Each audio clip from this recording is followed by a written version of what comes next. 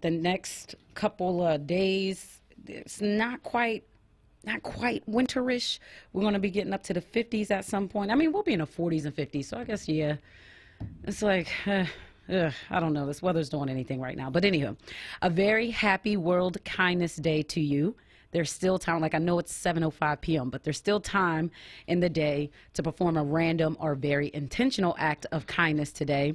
So I encourage you to consider how you might use the superpower of kindness to brighten someone's day or lighten somebody's load, whether it's calling to simply say I love you or check in on a friend, a family member, or elder. Do it now. Don't let the night pass without doing so, right? Like tomorrow is not promised, and you have the opportunity to do an act of kindness today, right? If it's that person on the street in need, maybe you can help them out. You know, if not by giving them cash, I know everyone doesn't feel comfortable doing that, then by asking what specifically they could use and providing that for them. You know it's cold out, so maybe you got blankets or coats to spare. If so, find someone in need and pass your blessing of abundance along, right? Because the beautiful thing about kindness is that there are no boundaries for how it can be given, right? So even with social media, whether it's sharing a quote about kindness or sending an encouraging message to someone who you see is having a tough day, or simply letting folks know that it's World Kindness Day and sending love to all. There's really no act too small or big when it comes to kind gestures, right? It is a superpower that just about all of us have access to, and how much more beautiful this world would be if only for a day, if we were to all use it. Now, two instances where, you know, we're not likely to see too much kindness today. That was in the public impeachment hearings in the case of Byron Allen versus Comcast, or at least his company versus Comcast, which was brought before the Supreme Court today. We'll get into highlights from both of those at 7:30 p.m. But in the meantime, it's Women Crush Wednesday in the lounge. So shout out to all of the phenomenal women who are walking the walk, talking the talk, and empowering other women to do the same. And shout out to my guy, DJ Frosty Phoenix, holding down the phone lines, the boards, and everything in between. Frosty, who is your Women Crush Wednesday this week? Amala. Amala. Also known as Doja Cat. That's your girl. You like that? Okay. I love her. What do you love about her? Standing. I think, so interestingly enough, I think the internet was taken by storm when she released that video, Moo. Yes. So what I like... Set the stage for folks who don't know about this video. So basically, it is what it sounds like. It's a song that was posted on the internet I think it's about a year now, about a year ago, of this artist named Doja Cat, and she performed a song called Moo. Now, it was generally a song about her singing about being a cow. Now, the point was... A cash cow? That was her whole thing. Was it a cash cow? I thought she was just singing about being a cow. No, just basically saying like the money, like a cash cow. I think the reason I don't know about that, because I watched videos. I kind of went to like a YouTube binge of like, what is your meaning behind this song? Like there has to be some type of subliminal meaning. But her thing was, she was just being silly, and it was just, let's just sing a song about cows. So she sang the song. And to me, I like the beat more than anything. I'm a beats person, so the lyrics can be okay to pretty good. They have to be pretty good. Now, if the lyrics are so bad that I ignore the beat and just say your song is just horrible, that's just, you lose me. Like, the beat's good and your lyrics are not, I don't care. I'll just find the instrumental and go about my business. But the lyrics were catchy, the beat was catchy, and then her story, which is rather interesting. I think she dropped out of high school, went to studying music, and now she's just doing really well. She's very creative with her music. On her Instagram, another thing that got my attention was she made, you know how when Instagram you can do those multiple panels, like it's kind of like the acapella thing you could do on your own? Oh, yeah. So she did an acapella piece on her own of just doing a beat and doing a piano, and just made up a song about being smart. And I like creativity on that. And then, of course, to me, she's also just attractive. I'll say that. And her music, to me, has a nice vibe to it, and she has a pretty good, what's the word, connection between all her songs. It's not just really about anything. It's like, it's a creative spin on it. And even to a point, I think her recent song, what's the word? cannot think of it right now, but she was likened or was compared to taking a book out of Kendrick Lamar's book. What you mean? In far as one of her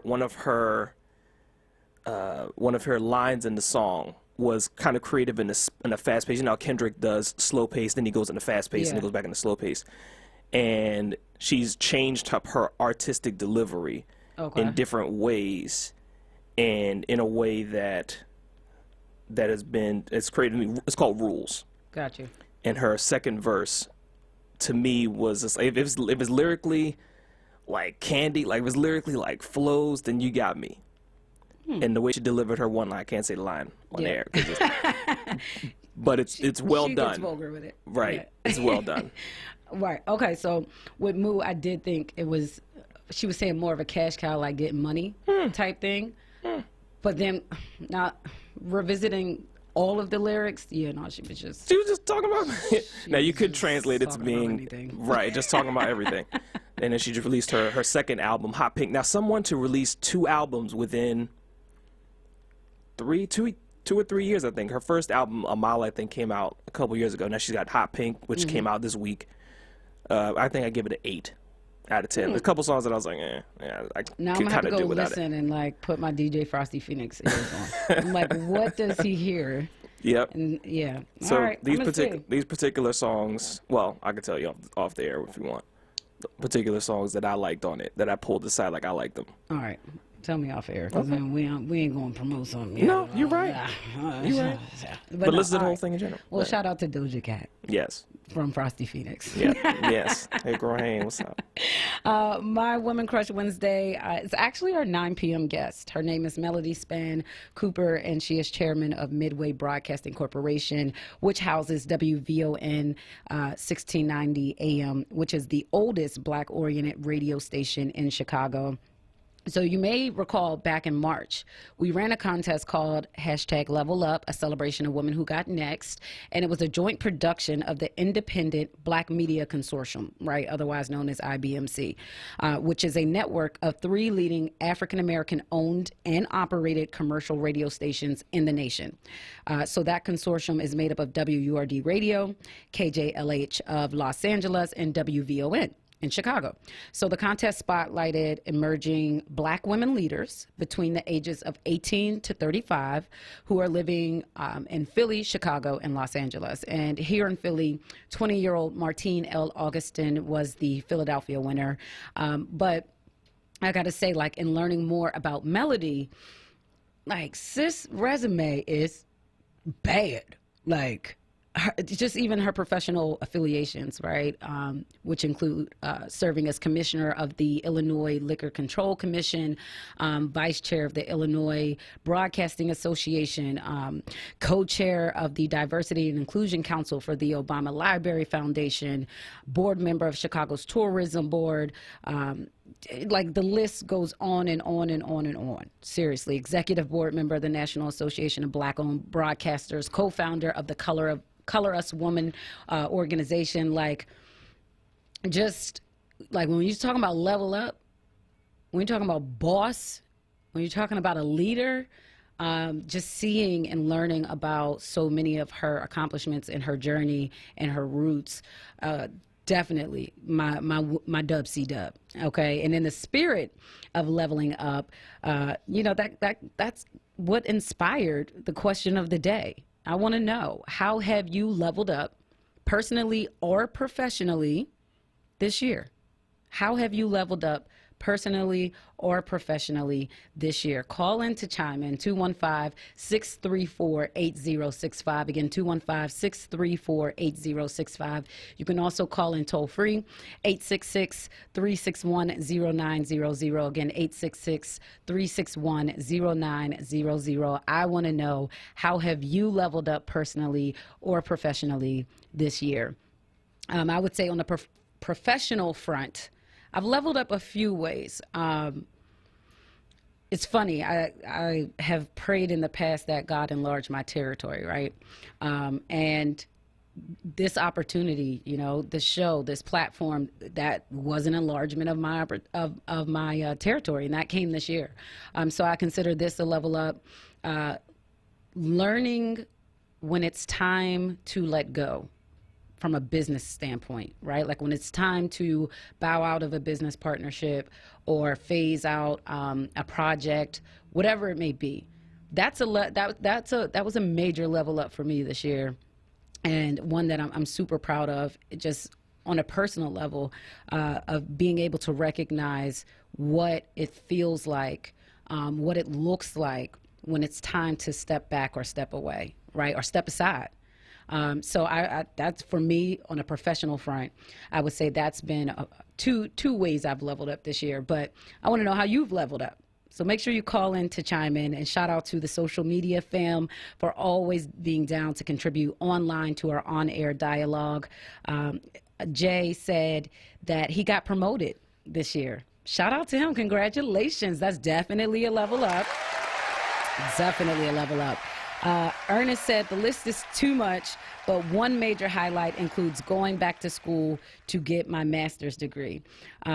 Melita said, I went from having a mobile / home-based business to now having a brick and mortar holistic wellness studio. Yes, sis. Yes. Do that. Do that. So, yeah, like we got to celebrate. We got to celebrate the level up at every step. You know what I mean? Like, you don't have to wait until you feel like you've done some big thing to then go on and say, all right, now that I did that, I can, okay, that counts. Okay, that's this. Okay, that's like, no. The progress. Who was it yesterday? Doug C. Jr. No, was it Doug? Yeah, it was Doug who was talking about just honoring the progress, taking a moment and looking back and saying, well, you know what? I didn't have this before, or I wasn't able to do this before. I wasn't in this space before, and I'm here now. Like he was talking about how he remains optimistic. And part of how he does that is by checking in on his progress, using that as a measure of success.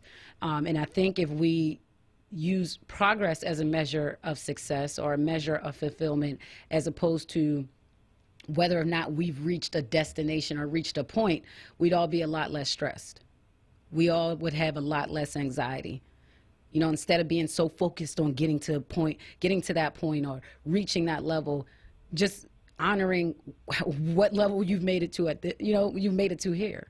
And one thing Doug said was, just being cognizant of the fact that there's somebody praying for what you have right now. There was a point in time when you were praying or hoping or worried about how you were going to get to where you're at right now, and yet here you are, right? So don't be mindful to be grateful for where you're at. That doesn't mean get comfortable with where you're at, but give yourself credit for the fact that you got yourself there, right? And if you're faith-based, then it wasn't just you that did that. And just in general, no success is self-made. That's my belief. No success is self-made. Somebody had to say yes. Somebody had to give some kind of support. Somebody had to hold you down in some way, shape, or form, whether you knew it, realized it, or not. Somebody had to say, yeah, you know what, go ahead, issue that loan, or yeah, we'll do this lease, or move forward with that deal. There are a lot of things that happen behind the scenes before they make their way to you. So that's part of the reason why I don't really buy into the whole self-made success thing. But anywho, let's get into this lineup though. We're meeting some phenomenal women whose journeys are going to take us from the Midwest out to Chicago, right, and on down south to Georgia. So at 7:30, we're going to do a deep dive. Yeah, Lord, the public impeachment hearings and the case of Byron Allen versus Comcast, which was brought before the Supreme Court today. At 7:45 p.m., Frosty is bringing us this week's Blurred Break. And then, our travels begin. At 8, we will have Shell B. She is a wife and mom of 3, but she's also a lifestyle blogger and has recently launched Life with Shell B. And so she really has a passion for sharing her motherhood journey, home projects, affordable fashion finds, and more. And that's what led to her blog. So we're going to chat a bit about her journey and all that good stuff. And then at 9 p.m., as I mentioned, we're going to have Melody Span Cooper. chairman of Midway Broadcasting Corporation, a best-in-class African-American-owned media boutique that houses radio and interactive platforms, like I said, including WVON 1690 AM. And while she wears many hats, her newest one is author. She has recently released her first book. It's titled The Girlfriend's Guide to Closing the Deal. And tonight, she'll join us to talk about that and more. So, got a great lineup. I hope you're ready. If you haven't already, it's time. Make sure you call in to answer the question of the day. How have you leveled up personally or professionally this year? And if you're tuned in over on Word TV, hey, answer the question of the day. How have you leveled up personally or professionally? All right, loves, taking a break to pay these bills, but I'm your host, Sincerely Sarita, and you are in the lounge on WURD Radio 96.1 FM 900 AM. We'll be back after these messages. Brothers and sisters! Don't miss The Source. Weekdays 10 a.m. to 1 p.m. on Word Radio. WordRadio.com and the Word Radio app. Looking for an exciting new hotel in a fabulous location? The Cambria Hotel is the place. Located on Avenue of the Arts, this hot new location features modern, stylish guest rooms for that special staycation or your next out-of-town guest. Wind down for a delicious bite at the Trouble and Bass Lobby Bar and Restaurant or Philadelphia's #1 rooftop lounge, Attico. Looking for meeting space? Check out the Cambria's beautiful ballrooms and catering services. The vibe is upscale and never uptight. Book now and save with our special promotional rates. It's the Cambria Hotel, where everybody is somebody. Visit CambriaPhiladelphia.com. Listen live at wordradio.com. Are you stressed from work and daily life? Are you lacking the confidence to become the person you want to be? Do you want to take your healthy lifestyle to the next level? If so, let's work together. Hello, I'm Halana, your resident self-care strategist. 14 years ago, I started my very own wellness journey, and since then have been able to help hundreds of people to regain control of their lives through yoga, meditation, and plant-based eating. If you want lasting lifestyle changes and to build healthy habits that will grow with you, text me your email address right now. I know you have your phone in your hand at 267-281-3890. Again, that's 267-281-3890. Text me your email address to receive your very own self-care guide. My mom is stronger than anyone I've ever known. Growing up when life got hard, her strength helped pull us through. Even after her heart failure diagnosis, she remained stronger than ever. My family's support keeps me strong. Together, we're rising above heart failure. Heart failure doesn't have to steal your strength. For simple steps you can take to help prevent, improve, or manage heart failure, go to riseabovehf.org. Word TV. We're streaming live video of this conversation right now. Tune in on YouTube at onWURD Or on Facebook at Forward. Word TV. Black Talk Media. The Lounge with Sincerely Sarita. Sincerely Sarita. Right now on Word Radio.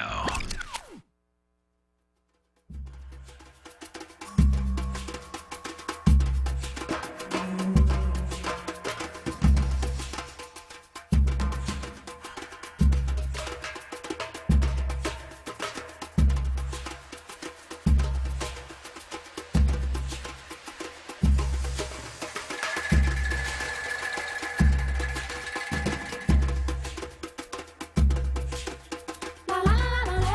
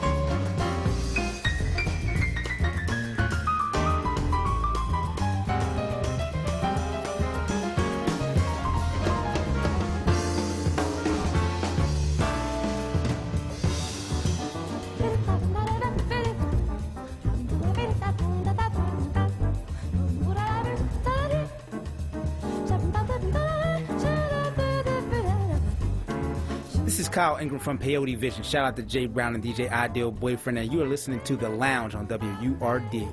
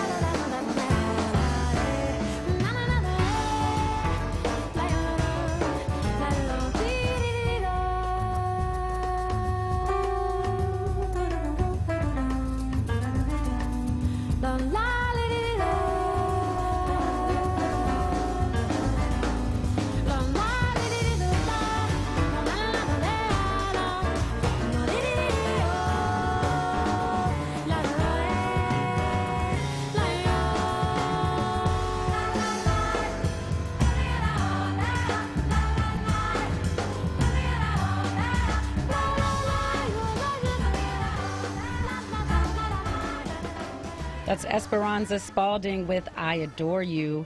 You're in the lounge on WURD Radio 96.1 FM 900 AM, broadcasting live on wordradio.com, on Word TV. Hey, y'all, what's going on? And then, of course, the free Word app available in the Apple app and Google Play stores. Shout out to Malcolm, watching and listening from Westmount Airy. Patricia, we see you. Frosty, some feedback on your Women Crush Wednesday. She said cow is a bee in Europe. That's what Miss Patricia says. She has very strong feelings about Doja Cat, okay? In case you didn't know, Maurice said, okay, Frosty, I just checked out Moo. She a nice young John. Okay. All right, Maury, I'm going to just leave that there. I'm going to just, y'all go ahead. Y'all got that. Anywho, back in the lounge, it's Women Crush Wednesday. So shout out to all the women out there who are walking the walk, talking the talk, and empowering other women to do the same. Question of the day, y'all. I want to know, how have you leveled up personally or professionally this year? Call in to chime in, 215-634-8065. You can also call in toll free, 866-361-0900. And listen, by level up, I mean legitimately like improved your life. It could be health. It could be in your relationship area, like you cut off that toxic relationship or friendship or whatever. You set stronger boundaries with family members. You know what I mean? You improved your workspace or your productivity. One way that you improved your life this year, your quality of living this year, it's 2019. It's November, y'all, and we already darn near halfway through November. So I just want to know, in the past basically 11 months, what's one way that you have improved your life or your quality of living, right? So that's what I mean when I say level up. So call in to chime in, 215-634-8065. You can also call in toll free, 866-361-0900. I want to take a minute to shout out all the young women winning out there, right? Like young women, such as a 16-year-old Cleveland girl who was just like determined to spread her wings and fly. literally. Sydney Marie Flowers is set to complete her private pilot's license this school year. So according to WKYC3 Studios in Ohio, she recently took her first solo flight in Tuskegee, Alabama, on the same field where the Tuskegee Airmen trained in World War II. So the opportunity to do that was a result of Sydney attending a local aviation camp and becoming the top student. Her hard work earned her the recognition and selection to attend a national camp in Tuskegee, which is sponsored by the U.S. Air Force. And in an interview, she stated, quote, "They only picked 20 students out of the whole entire country. I just felt that it was a real accomplishment for me and also a privilege to step on the same field the Tuskegee Airmen stepped on." And the really inspiring part, to me, that of course, but it's also Sydney doesn't even have her driver's license, y'all. she don't have a driver's license, but she can fly a plane though. She will slay the skies, okay? So congrats, baby girl, to her, and salute to a young woman winning and flying high. So dope, so dope. Anywho, these hearings that have been going on, we're about to get into that, but first I want to take a call. We have Solami out of South Philly. Correct me if I mispronounced your name. Salami, as in follow me. Okay, Salami, welcome to the lounge. Like F, I can't say Frank. Falami. Yeah, Falami. Yes. Frosty messed that up. Thank you. I enjoy your program often. I did level up this year by attending more outings, something that I had been remiss in doing to help myself spiritually and socially, and as far as my performing art is concerned. And accolades to the sister Sydney, who is following on the shoulders of Bessie Coleman and Josephine Baker, who were pilots. Yes. I leveled up by trying to get rid of some high-priced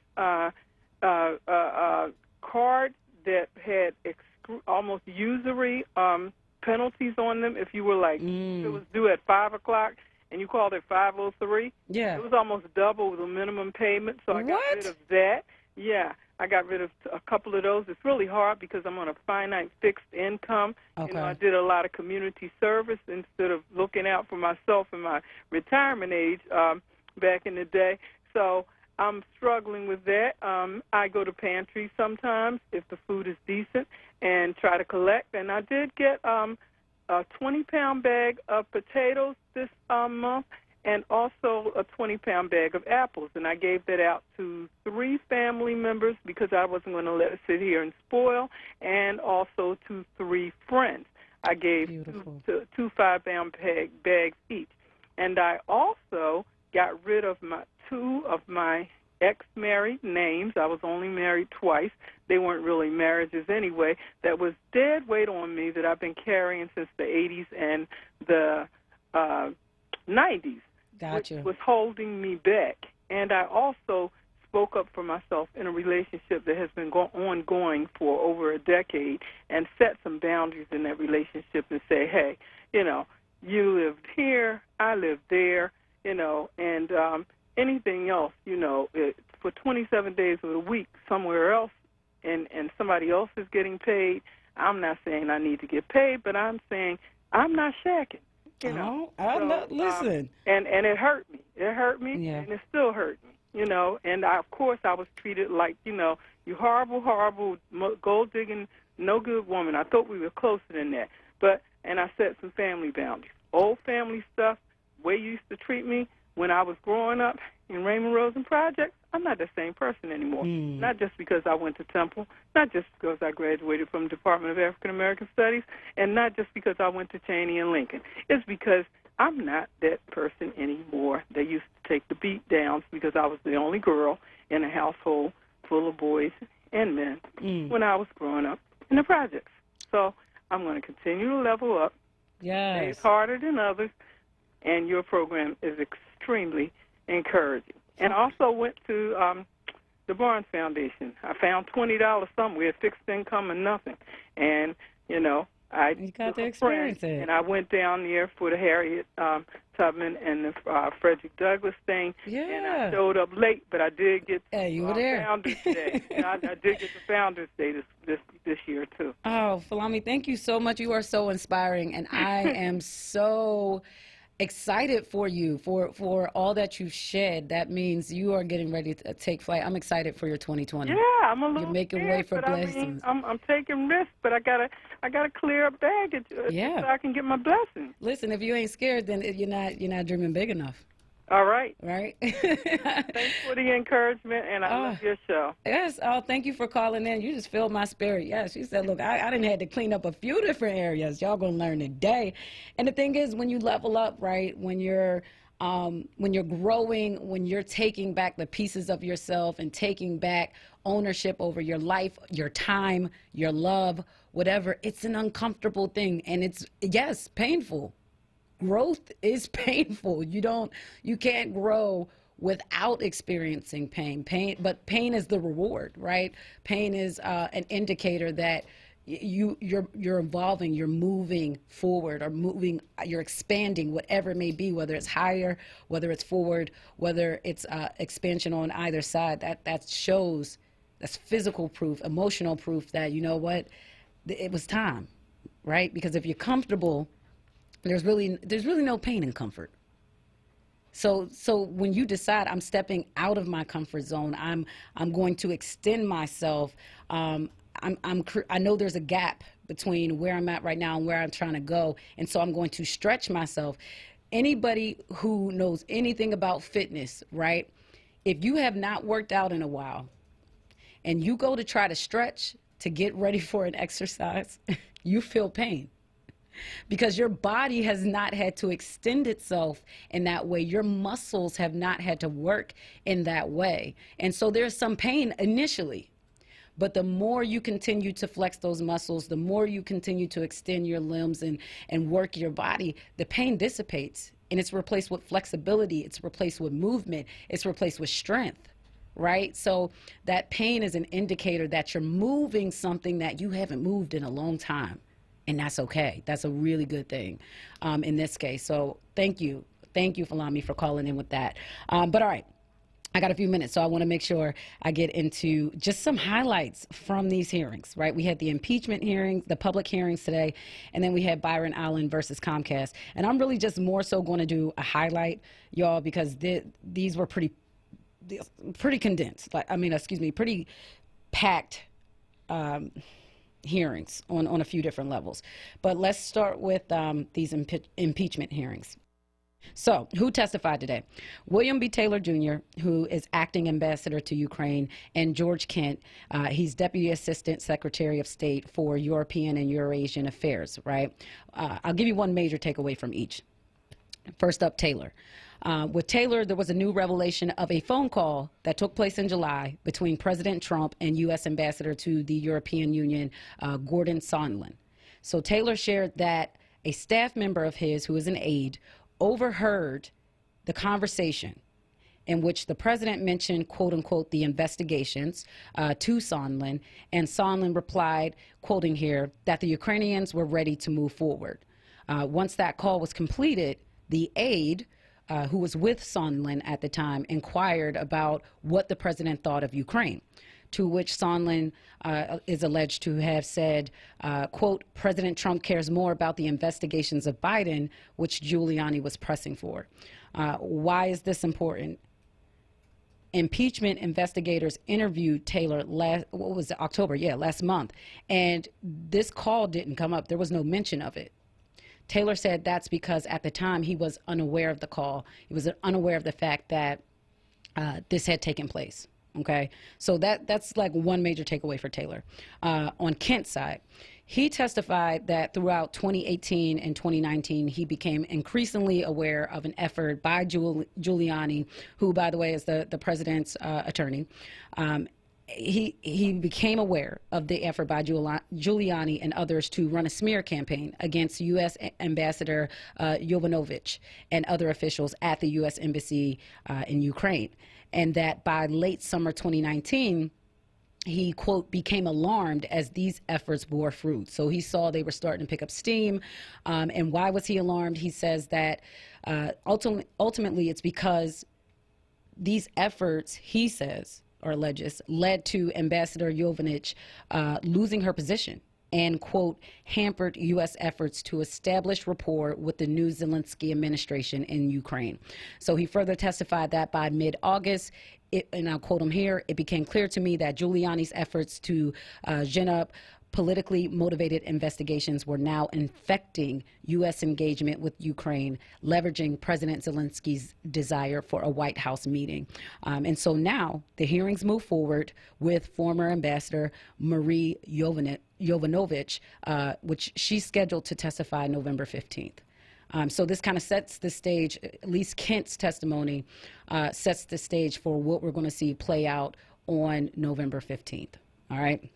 So that's what I'm going to give you on that. Byron Allen versus Comcast. So in the hour-long hearing over Allen's allegations of a refusal by Comcast to carry channels operated by Entertainment Studios Networks, which is owned by Allen, justices basically explored whether the proper legal standard by a lower court, in this case San Francisco-based Ninth U.S. Circuit Court of Appeals, was applied to the case. So the lower court allowed the lawsuit to move forward with the condition that the plaintiff, in this case Allen, can prove discrimination was at least one factor in Comcast's denial of a contract. Why is that important? Because that court's ruling made it possible for Allen's $20 billion lawsuit against Comcast, which, by the way, has the backing of the Trump administration in this case, to proceed on to the Supreme Court. So this entire case really centers around the reach of the 1866 Civil Rights Act, which basically guarantees that black and white citizens have the equal right to make and enforce contracts. Now, you know, I try to read around to different places just to make sure, you know, I'm up to date on what's going on, but to also see folks' different takes on this. And the Hollywood Reporter sums up the question before the Supreme Court today as this: how should a federal judge examine a discrimination complaint at the beginning of a case? Should Allen get a green light to proceed by simply alleging that bias is a motivating factor, if not the sole cause? Or does he have to allege that but for racism, as in if Allen were white, Comcast would have licensed those channels? So Comcast says their decisions were not based on race and instead were based on capacity. And that, in their view, you know, Allen's channels just didn't show enough promise or profit for them to distribute. So in so many words, they say it's business, it's not personal. Allen says differently. He says that cable execs gave, you know, insincere or invalid excuses while granting contracts to carry white-owned networks, which I know in another interview, he said, you know, they weren't of like great quality. And this happened during the same period that they were saying no to him. So he's like, they're telling these folks over here yes and carrying them, but then turning to me and saying, oh, we don't have the bandwidth, or no, we can't do this, or if you do this, you know, maybe we can look at it, yada, yada, yada. And he's like, but I'm watching them carry other channels by these white-owned networks. So Allen already has deals with Comcast competitors, which include Verizon, Fios, DirecTV, and a few other ones. So Comcast is saying Allen should have to prove race was a sole factor. Allen says that all he should have to do is prove it was a motivating factor. Federal courts have given different explanations for how easy it should be to sue under the federal law. So now a decision from the court is expected in June 2020, and many say Comcast looks poised for victory, but that may just be you know, a win of the battle, not the war for Allen. The justices seem to have suggested that they may get rid of the company's defeat before a lower court, but they'd also be willing to likely grant Allen another shot to bring his case before them. So this continues to unfold on all fronts, whether it's the impeachment hearings or Byron Allen versus Comcast. So we'll stay tuned, y'all. I'll tell you, America is like a reality TV show, a Trump-produced reality TV show right now. in so many different ways. But anyhow, got to take a quick break because I'm over. So you're in the lounge on WURD Radio 96.1 FM 900 AM. We'll be back after these messages. Reality check. Reality check. Hosted by Charles Ellison. Monday through Thursday, 4 p.m. till 7 p.m. Right here on Word Radio. 96.1 FM and 900 AM WURD. Streaming live on WordRadio.com. At Dietz & Watson, we've spent over 75 years focusing on the details. This can be traced back to our founder, Gottlieb Dietz, who learned how to make franks and sausages the right way in Germany. Today, each one of our delicious offerings is meticulously crafted using perfected details. Because if it isn't good enough for our family, it isn't good enough for yours. To us, the details make all the difference.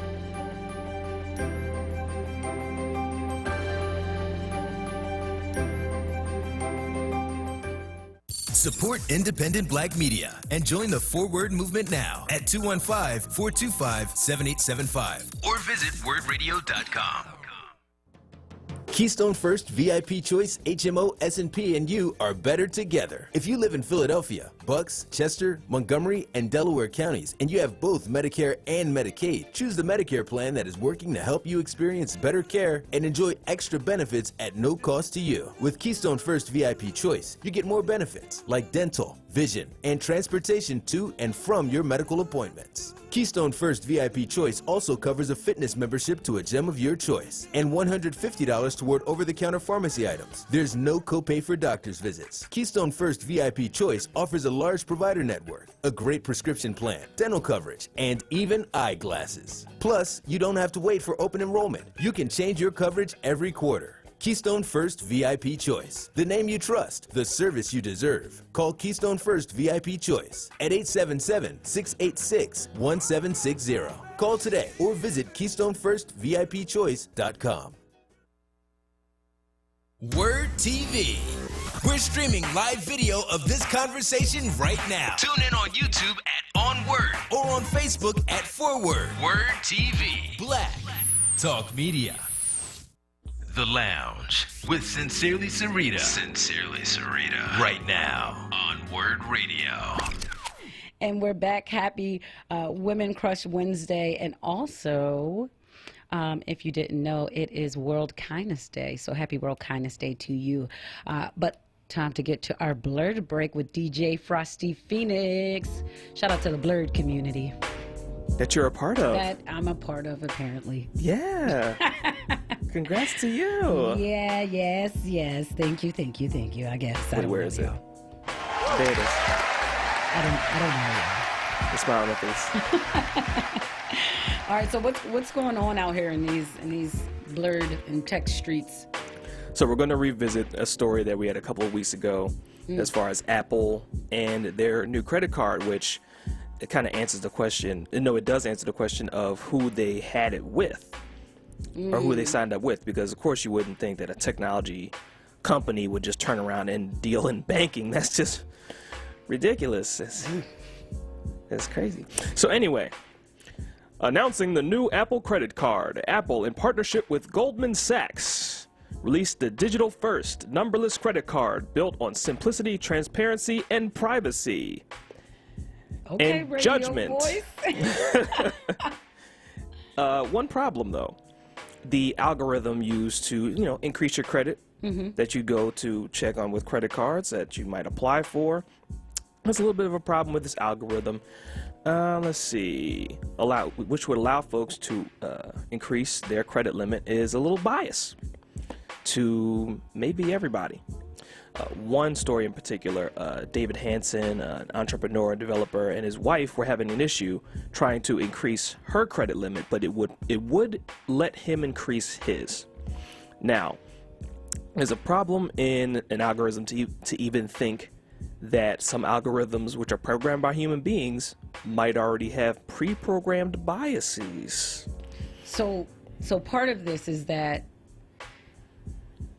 okay, he and his wife applied for the card, the Yes. Apple card, but he received a limit that was 20 times more than what she was given, even though they filed joint tax returns and she has a higher credit score than he does. Yes. So that's why they're saying that this algorithm I think seems sexist. they both applied for the credit card. They received it, but you want to increase your limit. No, you already have it. I think they were already in ownership of the cards, but they wanted to increase the limit. That's how I understood it. But whether they applied or had it already and wanted to increase it, either way, the bias could go gender. Probably could even think that it goes race and other things. So there were even talks about other programs that other people have in tech industry that when you apply for jobs, the things that check on your resume, digital age, like if it says woman anything, black anything. So you got to be careful out here putting, though you have to do it. You are proud of who you are and your race.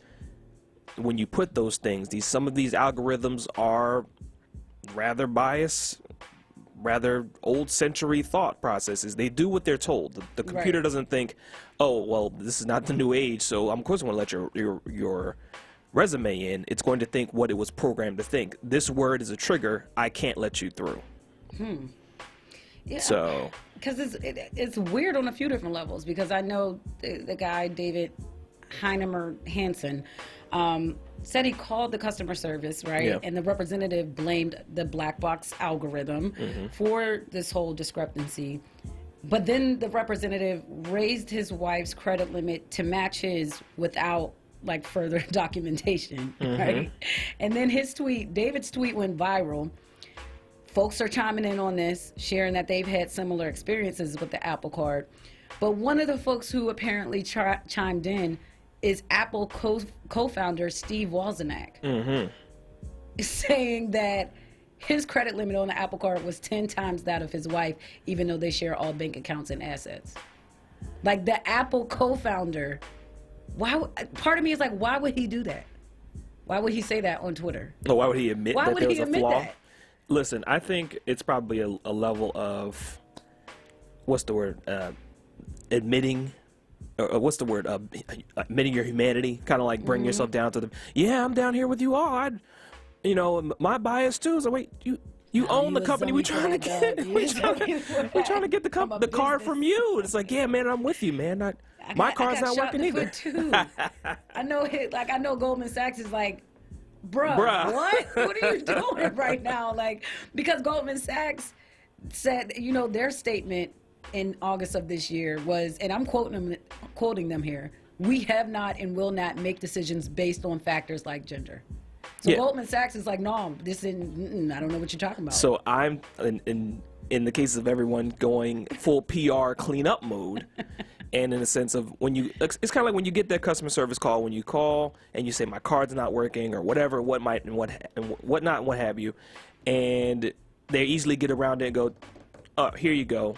Well, then why was the computer giving me a problem and I can call customer service and a human being easily fixed it? Yeah. And that goes to the idea I'm going with again, the programmers behind the programs. Which some people might be doing this on purpose, some people might be doing it by accident, just based on the general algorithms that you get. So in other words, I am also probably encouraging, stop saying that, I'm also encouraging us to learn programming languages to get behind these issues and learn how to program things without biases, because computers only do what they're told. Yeah. Period. Like, you can blame the CEOs, whatever. At the end of the day, some CEOs own the company, but they're not what makes it run. They are the president, they hire the people that are needed to make those things happen.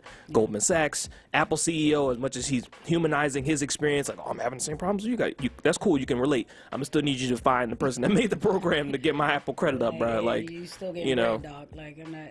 What are you saying? That's cool. You can relate. I can come to your house for Thanksgiving, though. You got this money, right? But still, fix my credit. Like, yeah, like the algorithm. That's not fair. Yeah, and I think the dope thing about this is that Jamie Heinemer Hansen, David's wife, wrote a blog post about this, and One of the things that she said is that I'm quoting her here. I care about companies and people doing the right thing. We cannot bow down to the algorithms. We cannot keep sliding into a black mirror world. Apple can and should be better than this. We should all be better than this. And then she went on to say, finally, I hear the frustration of women and minorities who have already been beating this drum loudly and publicly for years without this level of attention. I didn't wish to be the subject matter that sparked these fires, but I'm glad they're blazing. I may be silent on social media, but I am not silent. So, I mean, like, if you get a chance, and I'll post this for those who are tuned in to Word TV, I'm going to post the link to Fast Company, who ran not only like that article on this, but they included her blog post. I definitely think her blog post is worth checking out. It's definitely something to look at on both sides. Yeah. So, all right, that's the blurb, right? Well, the one other more? thing is, so Microsoft is Microsoft is ahead of the game, y'all. They experimented with a 4-day work week. Whoop, whoop. Okay, Microsoft. So, as part of their experiment, Microsoft implemented a 4-day work week at its Japan branch during August 29 of 2019 this year, resulting in higher productivity percentage compared to August 2018, and a 40% boost in productivity if you really want the numbers measured compared to last year. In proof. Other savings they were able to save in electricity, Of course. paper, what else? Printing ink, lot of like line items. 30-minute meetings turned into, well, they turned into 30-minute meetings that you could also call into, like, it was on the ball. So I read one other company in another country adapted the 4-day work week into their acumen permanently, so. Yeah. Or into their schedule permanently. I mean, I do think at some point the U.S. is like we've got to figure out something else. I mean, we have like Senator Kamala Harris, presidential candidate, who is on the other side of it trying to extend the school day to 6 p.m. to be better aligned with parents' work day. You know, and stating that a lot of parents are spending buku bucks on after-school programs so that, you know, their kids can be doing something until they get off work, because most folks aren't getting off work until 5 or 6. And this is something that I've experienced myself. Like, the kids get out at like 3:30. Mind you, I'm here 7 to 10. But prior to this, when working other jobs, I didn't get off until 5 or 6. Mm-hmm. So you have that after school program. If you're able to find a free one, great. If you're not, you're paying for that. And so part of what she was saying is we could look at extending the workday until 6 p.m. Doesn't mean students have to be the school day. Doesn't mean students have to be at their desk until 6. But basically, the same kind of programs that they would do in after school programs, we just work it into the school day so that we cut back on what parents have to pay out. And it's like the day itself is aligned. The parents are at school until at work until 6. The kids are at school until 6. So you see different folks across the nation trying to figure out this whole work-life balance situation. We also see a lot of us having burnout, right? Like, and having a go, working 70, 80, 90, some folks 100 hours a week. So yeah, I do think like we got to figure something out. And if they could do a 4-day work week, I mean. Make that program home economics and life skills. What? Like if you want to extend it after 3 to 6, that would be great. Yes. Let's actually prepare them for life. Life. Straight life.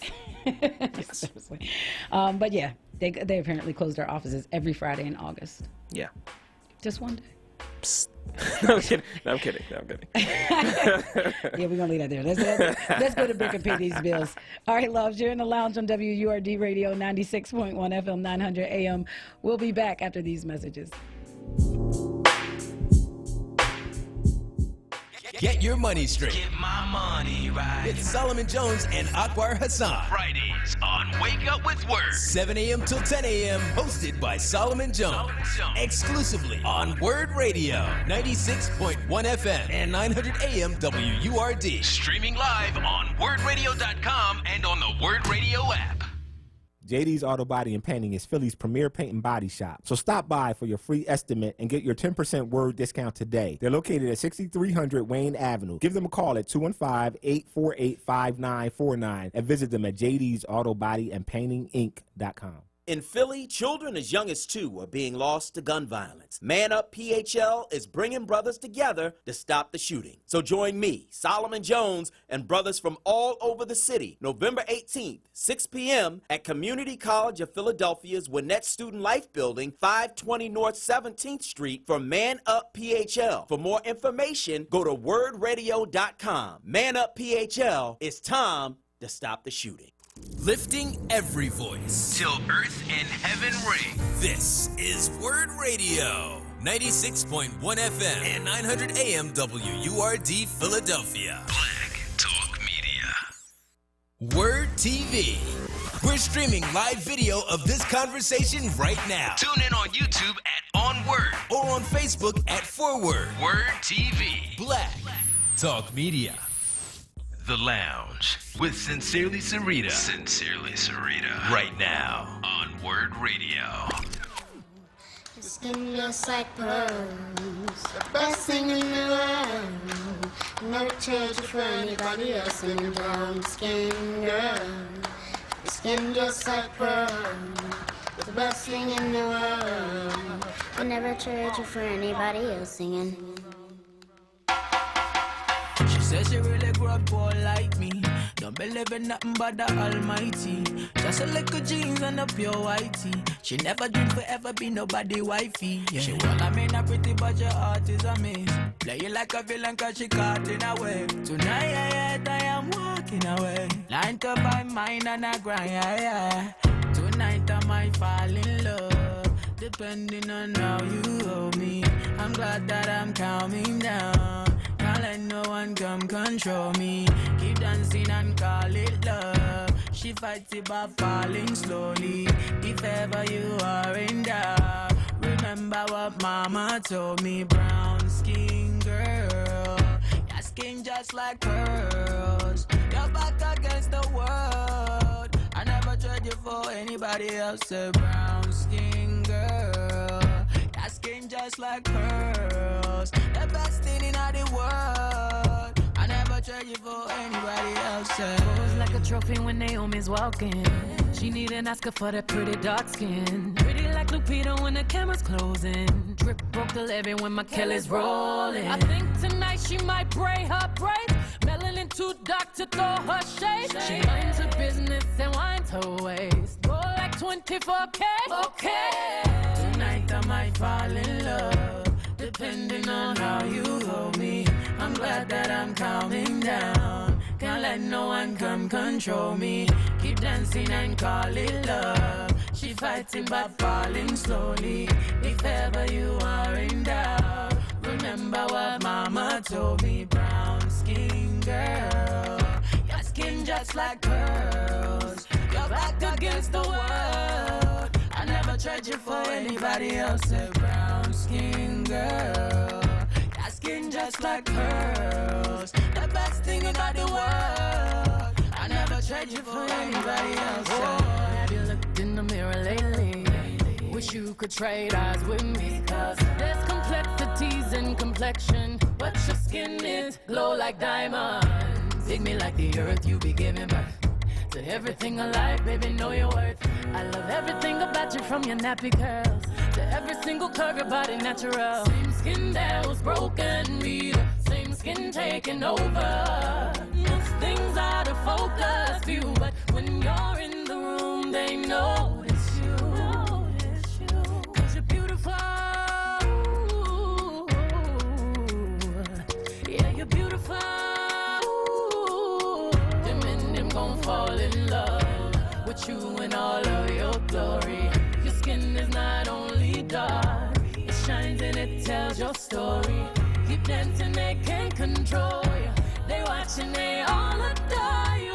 If ever you are in doubt, remember what mama told you. Brown skin girl, your skin just like pearls. You're back against the world. I never trade you for anybody else. Brown skin girl, your like pearls. The best thing in the world. I never trade you for anybody else. Skin girl, your skin just like pearls. The best thing in the world.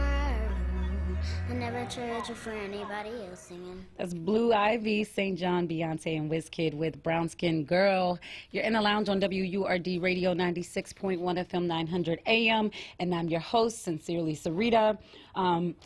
So, a few housekeeping items, right? I'm about to give away some tickets, y'all. 4-pack tickets. Four family pack. Family 4-pack of tickets to Universal Circus. I'm going to do that in just a second. But in the meantime, let me handle this other business, right? So this month, we have an exciting membership offer that's going down. If you start or renew your onWURD membership, you will get a free copy of the new Harriet Tubman book, She Came to Slay, The Life and Times of Harriet Tubman. You all know we featured the author, noted historian, and scholar, Dr. Erica Armstrong Dunbar, on our Struggle in Progress panel, which happened on November 1st. And so this special that we're running for this month, this membership special, it's really just an opportunity to support independent Black media while also learning about the life and times of one of our greatest leaders, the Harriet Tubman. So join the onWURD movement now. Get your free copy of She Came to Slay, The Life and Times of Harriet Tubman. And you can do that by heading to wordradio.com, right? WURDradio.com. You can also call 215-425-7875 during business hours. Again, 215-425-7875, right? So let your folks know. It's really, when you think about it, a great Christmas gift. It's kind of a 2-for-1, right? Like, not only are you giving this person membership to the only Black-owned, Black-operated radio station in the state of Pennsylvania and one of few in the country, you're also gifting them with some really great reading material. So, yeah, 2-for-1, right? Why not? And then also we have a little hookup for you. Right? So, yes, I'm giving away a family 4-pack of tickets to Universal Circus, but everyone can't win that, right? So what we also have going on is a discount code. So the box office opened up today, and we are hooking you up with discounted tickets for various shows. So if you don't know, the circus will be running from Thursday, November 14th through December 8th. And if you say you want the quote-unquote Word Hot Deal. Again, the code is Word Hot Deal. You will be able to purchase discounted tickets while supplies last. So you definitely don't want to sleep on this, y'all. Okay, closed mouths don't get fed. Go to the site. Go when you call in. If you're buying your tickets over the phone, make sure you say Word Hot Deal. All right, because the circus opens tomorrow, November 14th, at Fairmount Park. So if you use that discount code, boom, you got it, you win it, okay? Now it's about time to give away these tickets. I hope y'all ready. Make sure you got it down. If you don't know the number, I'm about to read it again. I'm giving away a family 4-pack. That's 4 tickets to the Universal Circus. This is for the show that is happening Sunday, November 17th at 6:30 p.m., okay? The show is Sunday, November 17th at 6:30 p.m. So if you're free, this Sunday at 6:30 p.m., you definitely want to make sure you call in right now. The number is 215-634-8065. Again, 215-634-8065. You can also call in toll free, 866-361-0900. Again, 866-361-0900. We have a family 4-pack of tickets to Universal Circus for this Sunday, November 17th at 6:30 p.m. Y'all know we do first come, first serve around here. So to those who are tuned in over on Word TV, call, okay? And I think I expanded it a little bit yesterday for our social media folk, so I'm going to do that again today. If you're tuned in on Word TV and you want the tickets, you're going to need to drop it now and say, I want them. You need to move fast, but I think we might have just got a caller that came in. So that's that. We will be giving away another pair of tickets tomorrow. Tomorrow's the final day that we will be doing the ticket giveaway. Okay, and again, this is for Universal Circus. I love when we give away stuff, when we get to give away stuff, because it's fun. It's like you get to give away some free stuff. Who doesn't love free stuff, especially something where you can take the entire family to? Are you serious? And I've gone to Universal. I've taken my my family, my kids, all of them to Universal Circus, and we had such a great time. We actually haven't been in a while, so I want to get out. I want to make it there this year. But yeah, so if you see me there, say hey. Don't just walk past. Don't be like, "Ooh, that's Sincerely Sarita." Then don't say nothing. Like, say hi to me, y'all. Okay. I want to see y'all. I want to meet y'all. All that good stuff. I know one place that I'm aiming to meet folks at is the Empowerment Experience and Holiday Party that we're having December 13th from 5 to 10 p.m. at the Cambria Hotel. So I will definitely, I got it on my calendar to stop through and get to connect with all of you all. So if you did not know, yes, we are having our Word Radio Empowerment Experience and Holiday Party again December 13th. From 5 to 10 p.m. at the Cambria Hotel that's located at 219 South Broad Street. So make sure you put that on your calendar now, okay? Because we're exactly 1 month away. 1 month away from this party. You can go to WURDradio.com for more information. Just click the banner. It's very splashy, very cute. Click that and it'll take you to all the details and that kind of stuff. Congratulations to Gregory. He won the Universal tickets. Snag those real quick. Congratulations, Gregory. All right, so gotta welcome my next guest. Oh, you know what? One more thing, because I was just talking about events. So yes, we have that happening December 13th. But what we also have happening a little sooner is Man Up PHL. Right? If you don't know, in Philadelphia, children as young as 2 are being lost to gun violence, and hashtag ManUpPHL is bringing brothers together to stop the shooting. On November 18th at 6 p.m. Down at the Community College of Philadelphia, their Winnett Student Life building, there's an event that's happening. Right? This is Man Up PHL, and it's really in response to Philadelphia's homicide rates and our children being caught in the crossfire. And so this is a convening of many organizations that are now addressing the issues separately, but this community effort is really aiming to create space for men from all walks of life to unite, to stop the violence, to have a plan, and to turn our communities around. And if you listen to Solomon Jones, if you woke up with Word this morning and you tuned into Solomon Jones, you may have heard him speak specifically to the role that women play in this. And so I reached out to Solomon prior to the show, and I said, listen, it's Women Crush Wednesday, it's Women Crush Wednesday in the lounge. What do you want me to make sure I pass along to our sisters, right? Like, what do we need to know? And this is what he said. Please tell women we need them. First, we need them to bring their men. Second, we need them to bring their expertise. If they are in human resources, we need them to connect us to jobs. If they are in social services, we need them to connect us to assistance for brothers. If they are in mental health, criminal justice, or counseling, we need them to help us connect brothers to help.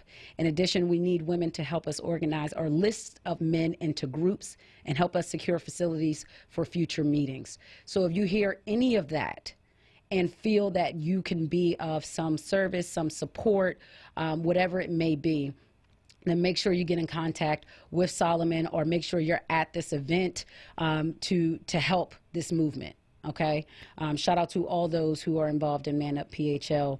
This is a great effort, and looking forward to the fruits that it produces. But now switching the gears, we got all the business covered. We got all the important information and the free giveaways and stuff that you need to have and need to know about. It's time to welcome my first guest of the evening. She's actually celebrating the launch of a new blog. Her name is Shell B. She's a wife and mom of 3. She's also a lifestyle blogger at lifewithshellb.com. So, hey, Shell, welcome to the lounge. Hey, Sarita, thank you so much for having me. Of course, of course. So you're calling in from Georgia. I think you said like you're not too far from Atlanta.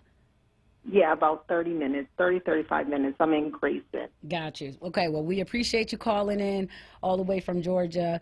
Let folks know a little bit about who you are and what you do. Okay, so I am Shelly B, and as Sarita just stated, I launched my Mom and Lifestyle blog. And basically, I highlight creating the cozy home on a budget, affordable fashion, travel inspo, mom tales, date night, self-care, and so forth. I am a wife and mom of 3. I've been married to my high school sweetheart, Greg, for 10 years. So basically, I'm just like a researcher. So in the last few years, I've been, telling people, okay, you need to do this. This is what you need to do for, your holiday info. Shop after the holidays. This is how you get the deals. Okay, if you're trying to travel, here's the website. So doing that, I kind of figured, why don't I just turn this into a blog, and that way I can educate people about how to find, or how to live a great lifestyle on a budget. Because me, I'm budget queen. I don't like spending full price for anything. So I'm constantly researching deals and so forth. So basically, that's what I'm doing on my blog. What's the key to good budgeting, to researching the deals? Because I feel like I don't always do the best job at it. And then I'm just like, you know what? All right, I just need this right now. I ain't got time. I'm going to just grab it. And I wish I had, definitely more discipline. But sometimes it's just a feeling of not even knowing when or how to track the deals. Google is going to be your best friend. So whatever you're looking for, just type it in the Google search, and many blogs or websites to come up let you know. So you're going to Disney World, discount tickets to Disney. And a lot of people don't have time to research, so that's where I come in, because I don't mind it. I don't mind getting on, Google and Pinterest and blogs and Instagram and Facebook and searching all of those things. So, but the good thing is, you have Google, and it's free, and you can just go in there and type in what you're looking for. Got you. What are some of your go-to sites? Definitely Groupon. Groupon, girl. I love Groupon. Me too. So definitely Groupon, cheaptickets.com for flights. I don't know. Flight Hopper for flights as well. Gotcha.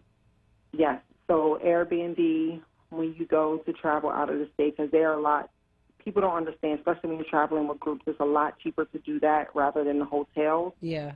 So those type of websites. Yeah, I can definitely say, personally attest, like with Groupon, I have done, I've done helicopter rides, I've done horseback riding. I have done so much with Groupon on a budget. It really is, for me, it's been a great site, and this is free press for them right now, but listen, it is what it is. They definitely work. So, I don't know, like Shelly, you mentioned that you are a wife, married 10 years, mom of 3. So clearly it makes sense that budgeting is important. I myself have 2 kids, but this is a five family household. So I can only imagine how important budgeting is for you all. Oh, absolutely. Even though Greg and I, we both work, we work outside of the home, so we have 2 incomes, but we have that. We own our house, we have, car notes, we have student loans. So that's not going to stop me from wanting to travel or wear nice things or, decorate my home. So in that aspect, I just started looking for deals, because sometimes when you look at certain things, like, I don't have $3,000 for a new couch. Right. But, you have outlet stores or outlet malls, or you have companies like Wayfair that has discounted furniture, really cute furniture. But people don't know about that stuff, because all they see is, okay, well, she has, this high-end Haverty couch is $3,000.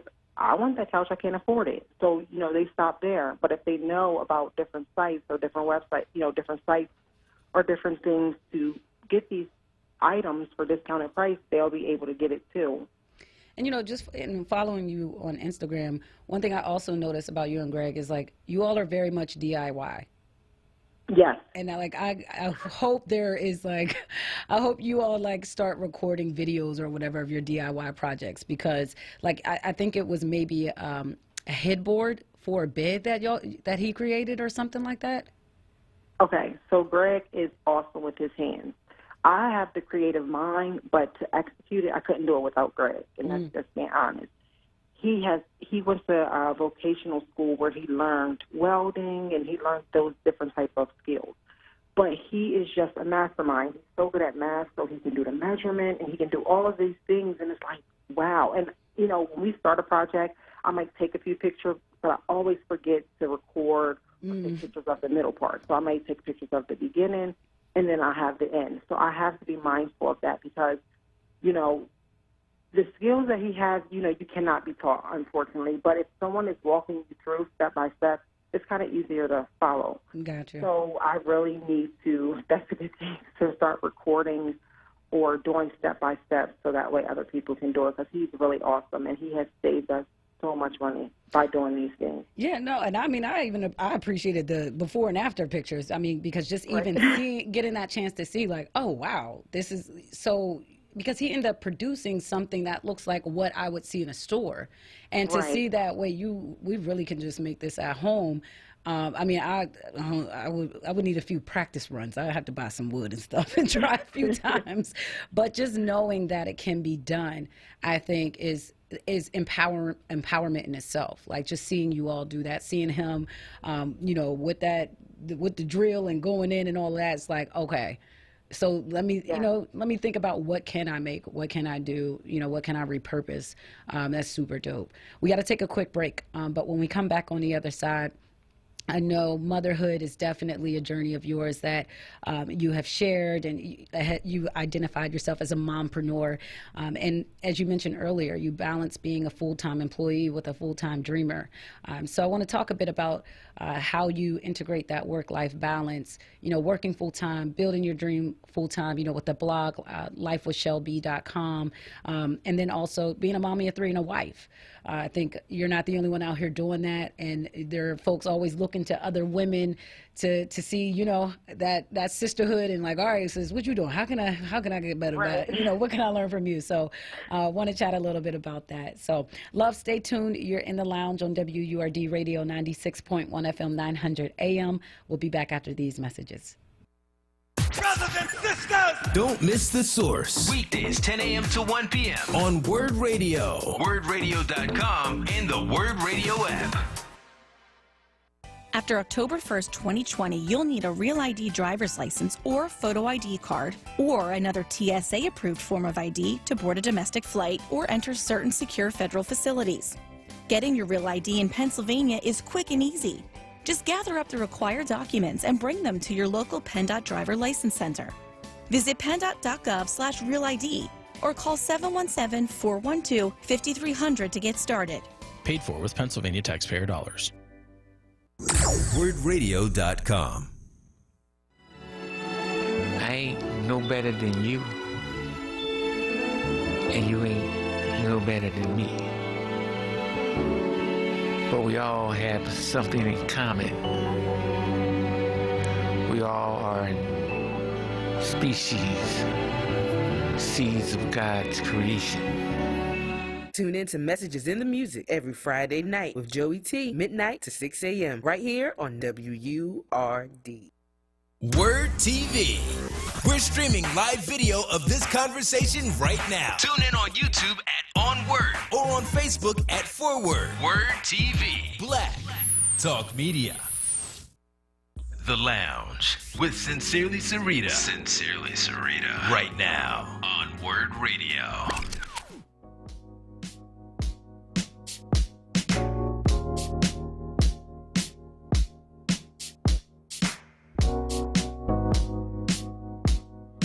Boy, if it's cool tonight, yeah, we can get down.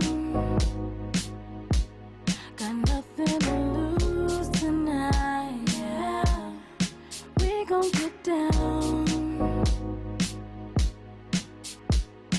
Boy, what you wanna do? Feeling my body closer to you.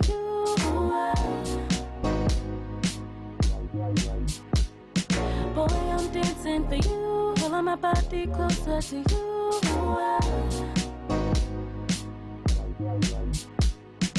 Give me a mic, collect all the thoughts in your head. Give me a heart, protect you from thoughts in your head. Feel it in the dark, I can feel you from afar. For you,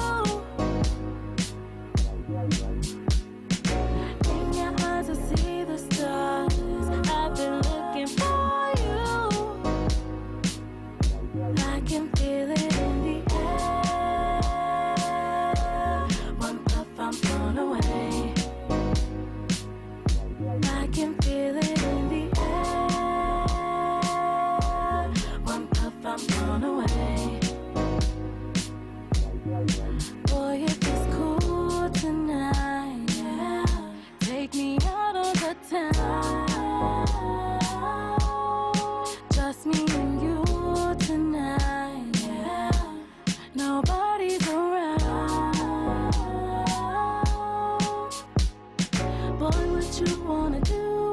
body closer to you.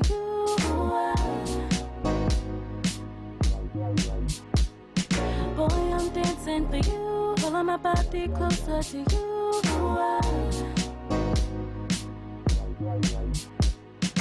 Give me your mind, collect all the thoughts in your head. Give me your heart, protect you from thoughts in your head. Feel it in the dark, I can feel you from afar. For you, in your eyes I see the stars. I've been looking for you. I can feel it in the air. One puff, I'm blown away. I can feel it in the air. One puff, I'm blown away.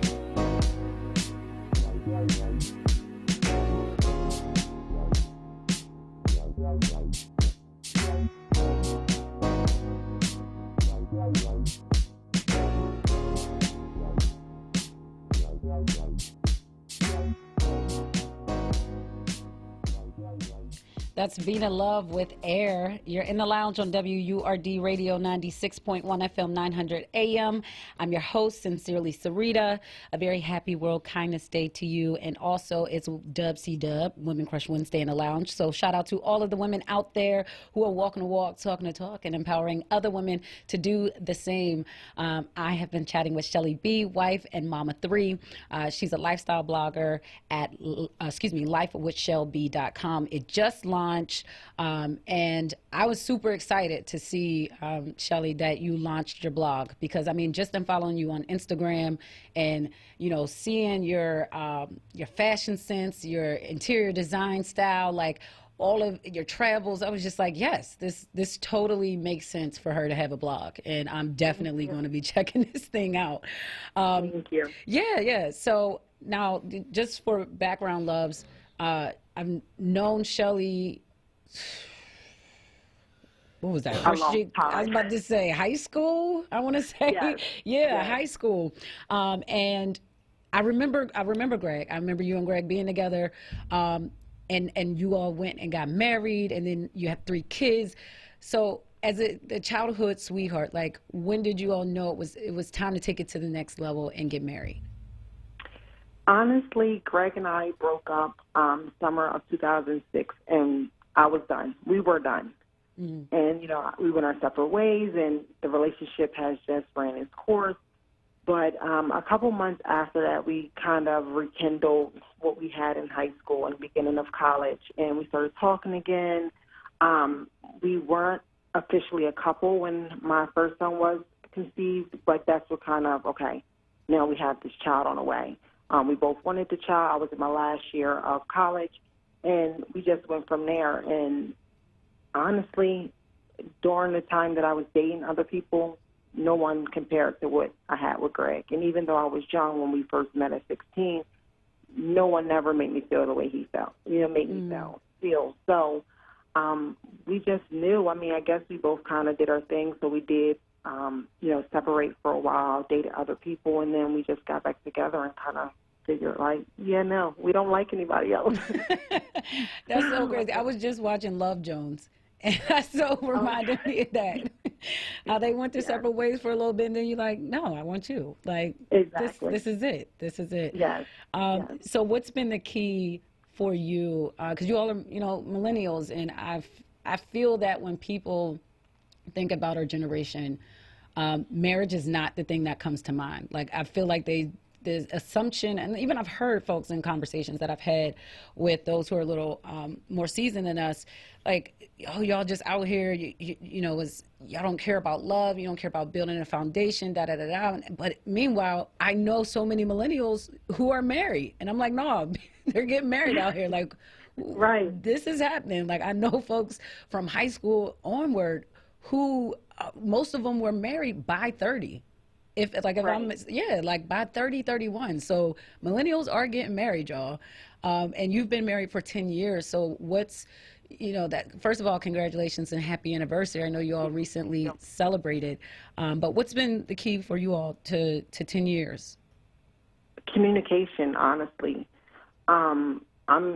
Greg's able to tell me what he feels. I'm able to tell him how I feel, and that's honestly been the key. Because without it, we would definitely have not lasted this long.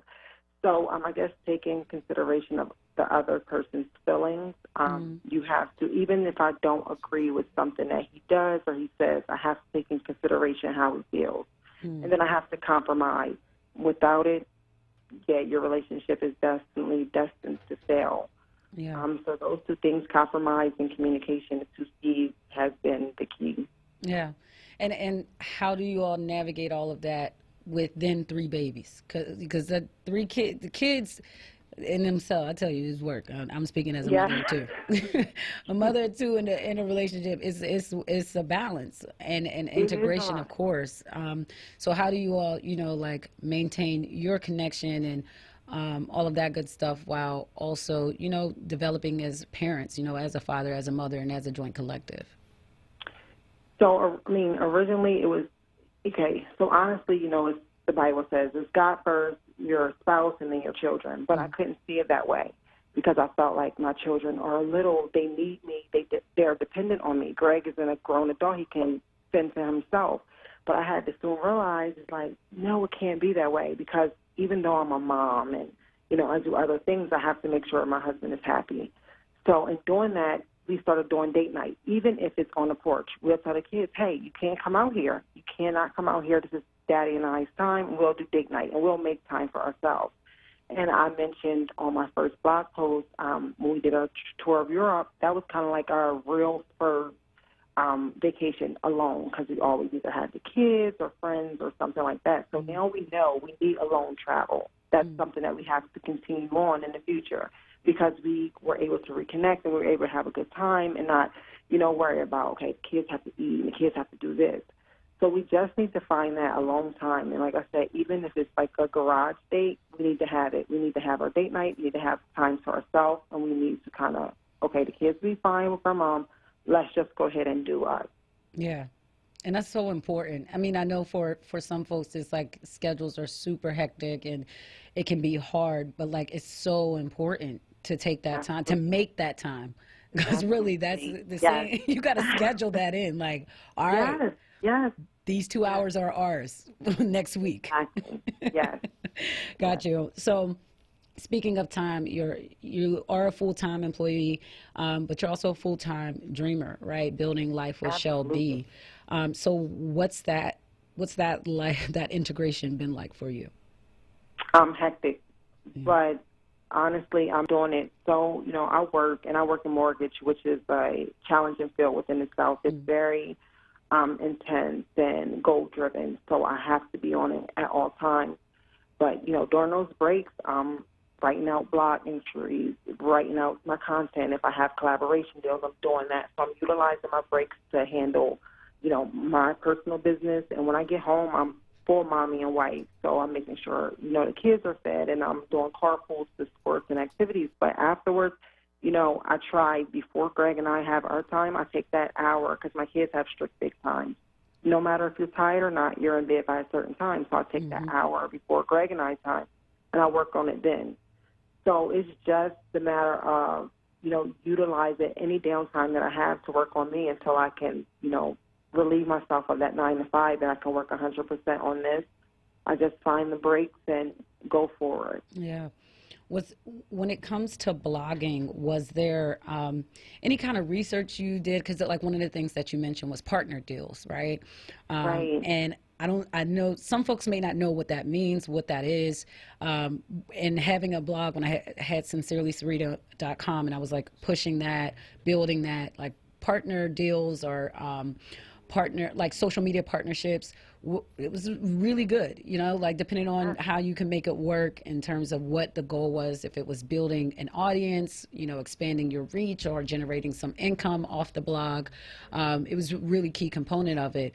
So, with your blog, what was kind of your vision for it, and how did you go about, preparing yourself to launch it? Okay, so originally I have a page, which was basically our family moments.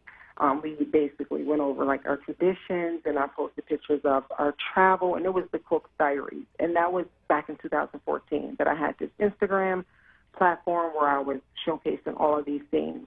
Well, I found it very hard to be consistent. So I said, okay, I have this personal page. I have, the Cook's Diaries.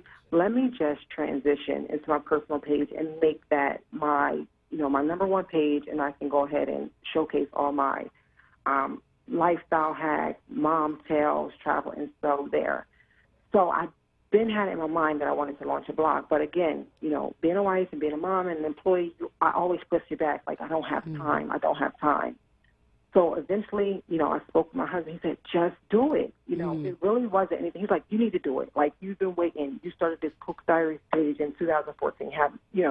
You post pictures, but that's not good enough. You need to launch the blog. You need to get more in tune. So I started talking to other bloggers, people that had, the same likelihood as me. They were mom bloggers or fashion bloggers. Like, what are you guys doing? How are you getting these brand deals? How are you doing this?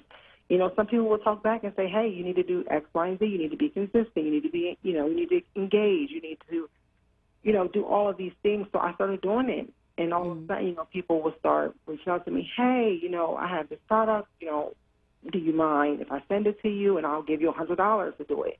And then someone said, well, I'll give you $425 for this. And I'm like, wait, what? Wait, what? Yeah. So I'm like, oh, you give me $425 just, But then I had to realize, okay, everything is not good. If I'm not going to really take the product or it's not going to be beneficial to my audience, I'm not going to do it. So, I had people saying, well, I'll send you this. And I'm like, I will never use that. I will never use this. I will never use that. I'm not going to use it for myself like now. Like the $100, yeah, I can use the $100. I really don't need the $100, but I'm not going to do it. So I just had to learn really early on, like, to be truthful to myself. Yeah. And truthful to my audience. Yeah. That was probably one of my biggest lessons with building my blog was like the money that I turned down. It was because the blogging ended up leading to hosting opportunities with events and stuff. And even some of that stuff I started turning down because I'm just like, it's not really aligned with who I am, with the message that I'm pushing, et cetera. And so I think some people have got to realize to get money, sometimes you actually have to turn down money. Yeah, it's crazy. Sounds crazy. Starting off, I'm like, why am I doing that? Yeah. But I'm like, I just have to be truthful. And people were telling me, just be yourself and be truthful and stay true to you, and it'll come. So I believe that. Yeah. I just have to do that. And so one thing I've noticed is that you seem to be very clear about who your audience is, like who you're speaking to. Over the years, one thing I've noticed is I think that's where a lot of people may drop the ball, is trying to talk to too many people at one time, trying to do and be too many things at one time. And I know even I myself kind of struggle with that because I had a lot of different talents and skills. And so I was like trying to push all of those, and it really ended up clouding my thought process about but who's my actual audience, or who is the actual client that I'm looking to serve. So for you, what was the process of you figuring out your target audience and who you're here to serve? Honestly, it was easy. I knew from the jump that I wanted to serve moms because I know as moms we wear many hats. Like you're a mom of two, so you're doing this and you're doing that, and you're trying to be everywhere at once, and you're trying to please all of these people at once. And like I said, I find the most joy in serving my family and but I also have to find time for myself. And I resonate so much with moms. And don't get me wrong, I love dads and others as well, but that was my target. No matter if you're a married mom, single mom, whatever, I want you to understand that you can have these things and you can do these things, and there's ways around different things. You want a cozy home? Let's create it. It's on a budget. There's Ross, there's Marshalls, there's all these places that you can do this. But, some people don't know. So, I resonate. My mom had 4 kids, and she was, a single mom, and she met my stepdad when I was 13. But, I resonate with moms. So that wasn't hard at all. I knew that I wanted to. Exactly who you wanted to serve. Yeah. Exactly. All right, loves, I'm chatting with Shelly B, wife and mom of 3. She's also the lifestyle blogger and creator of lifewithshellb.com. We're going to take a quick break, but if you have questions about blogging, maybe you've been thinking about starting a blog. 2020 is coming and you want to kind of come in with a big splash on the internet. Hey, call in and ask your questions. Shelly, I also... the holidays are coming up, so I also would love to get your thoughts on like some affordable ways we can prep for the holidays, like whether it's decorations or whatever. Just give us some tips, girl, because I'm struggling. So, all right, we're going to take a quick break. Love, stay tuned. You're in the lounge on WURD Radio 96.1 FM 900 AM. We'll be back after these messages. Brothers and sisters! Don't miss The Source. Weekdays 10 a.m. to 1 p.m. on Word Radio. WordRadio.com and the Word Radio app. Family Therapy Vignette Moments with Dr. Lucille Ijoy. Therapy counseling could be annoying, complicated. Sometimes we may feel stuck, overworked, frustrated, want to do and feel good right now. We want quick answers to everyday problems. Think of one good thing that has happened in your life. Think of someone who has helped you along life's path. Reverend Donald King says, take a minute and include God in it. Haraya Bay says, don't hit your children. Sakari Rhodes, in her own way, says, feed the lambs and the sheep. Tyrone Smith says, no matter what, keep the faith. Come on now. Be at peace and happy Thanksgiving to one and all. It's November.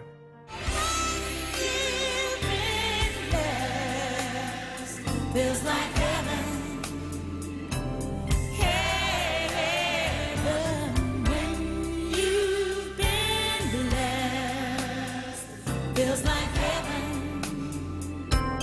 Heaven when you. Be heard. Want another way to join the conversation? Follow us on social media using the hashtag onWord. Be heard. Stay connected to Word Radio. Independent Black Media. Word TV. We're streaming live video of this conversation right now. Tune in on YouTube at onWord or on Facebook at Forward. Word TV. Black Talk Media. The Lounge with Sincerely Sarita. Sincerely Sarita. Right now on Word Radio.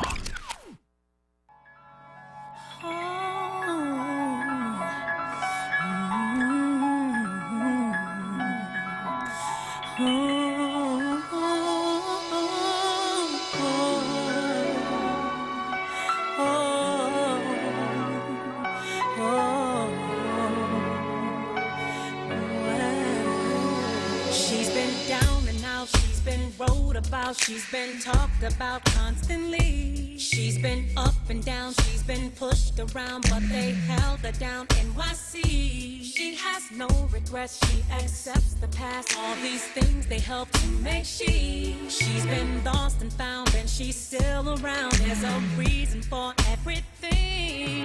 Yeah, you know I've been holding on, tried to make me weak, but I still stay strong. Yeah. Put my life all up in these songs, just so you can feel me, so you can get the so real. Take me as I am. Take me as I am. Or have nothing at all. Nothing at all. Just take me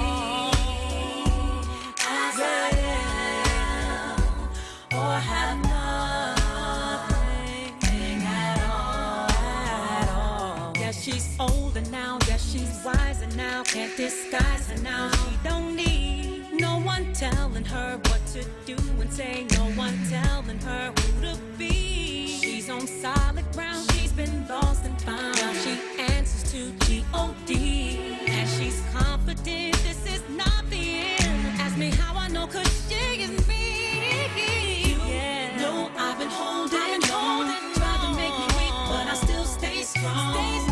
Put my life all up in these songs, just so you can feel me, so you can get the real. Take me as I am, or have nothing at all. Just take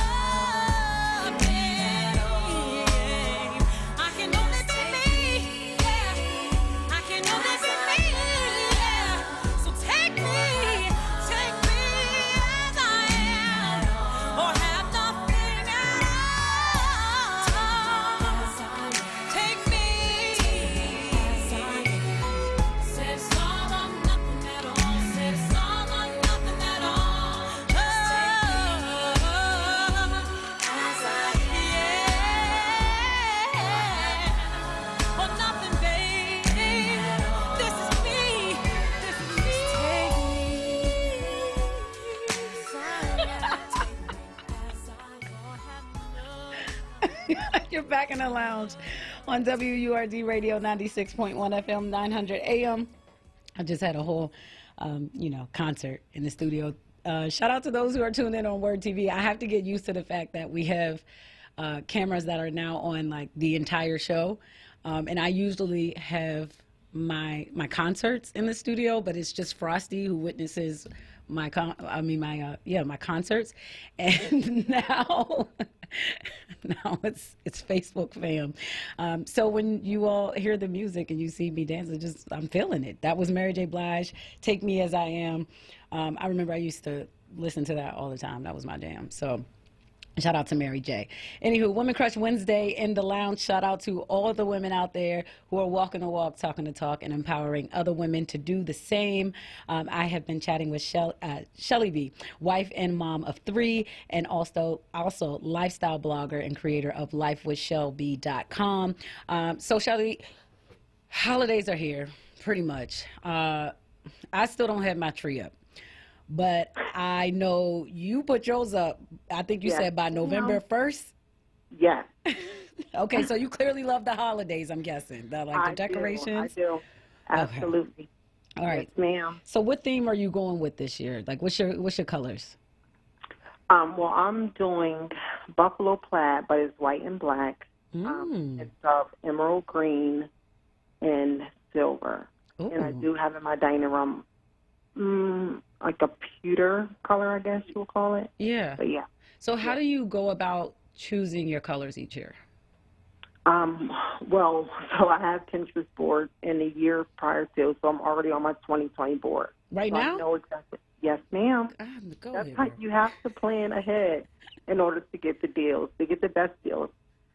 So I'm already on my 2020 board, and I'll just think, okay, do I want to keep this in the dining room, or do I want to change it? What colors do I want? I'll just start kind of going through some different options in my head, so that way I already know what I'm looking for, because at the end of each season is when I shop, and that gives me the opportunity to get the deals 50 to 90% off.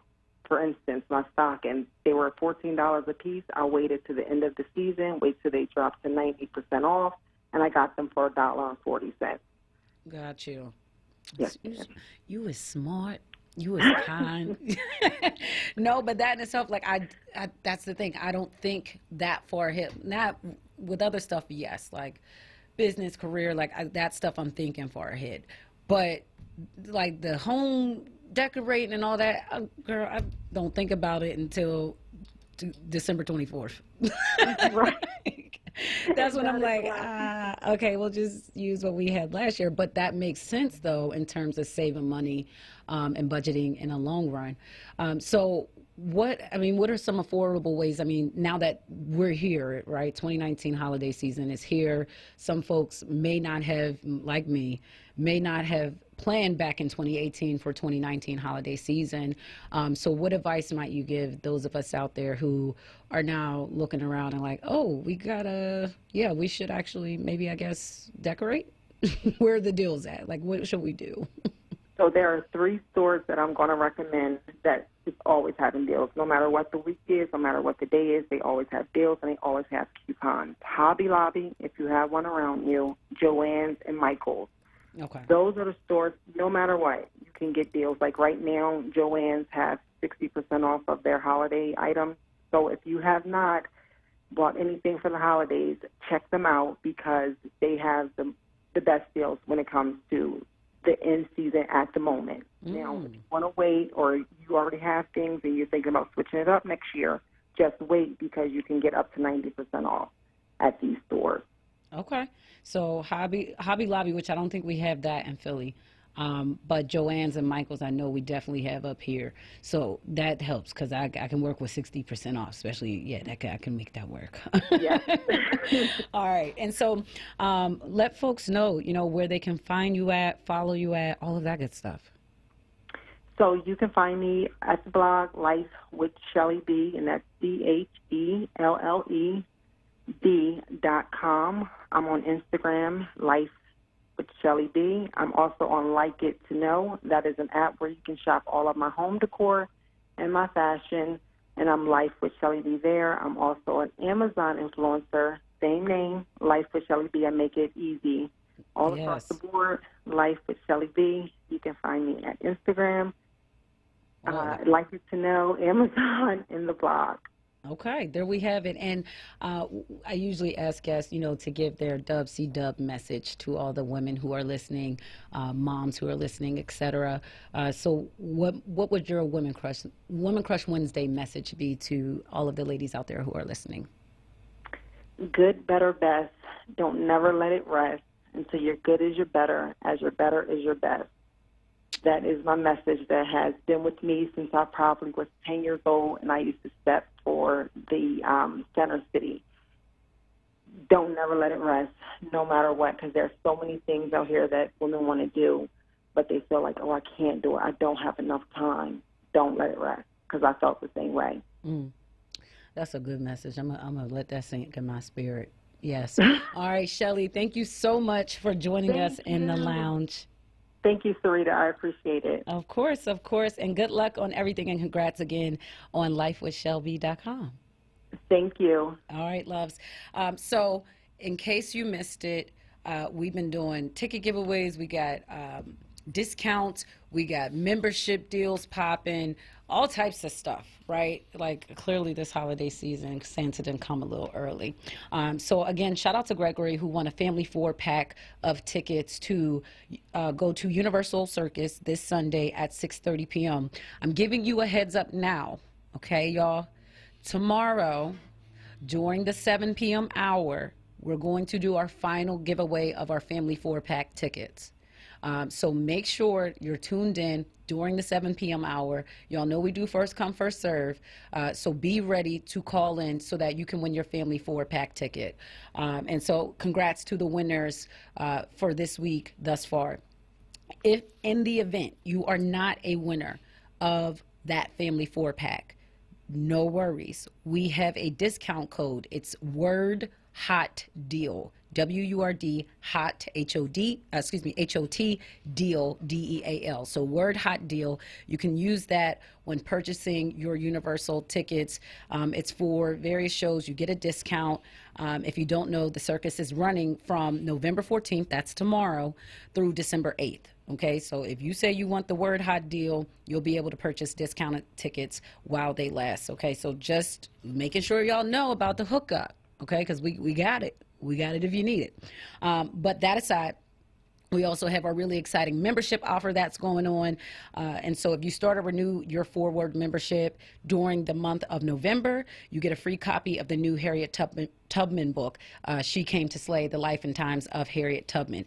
So if you want that really like a 2-for-1 situation, make sure you take advantage of it. Join the Forward movement. All you have to do is go to WURDradio.com, or you can call 215-425-7875. Again, that's 215-425-7875. Do that during business hours, and you can get your free book and get your membership. Your membership comes with swag, comes with a discount card. You get like invites to member-only events, VIP access to all WORD events. You get some premium digital content, educational resources, access to on-demand archives. I mean, there's a bunch of stuff, right? Like we make it juicy for you, right? We make it worth the investment because your investment is worth that and much more to us. So got to take a quick break.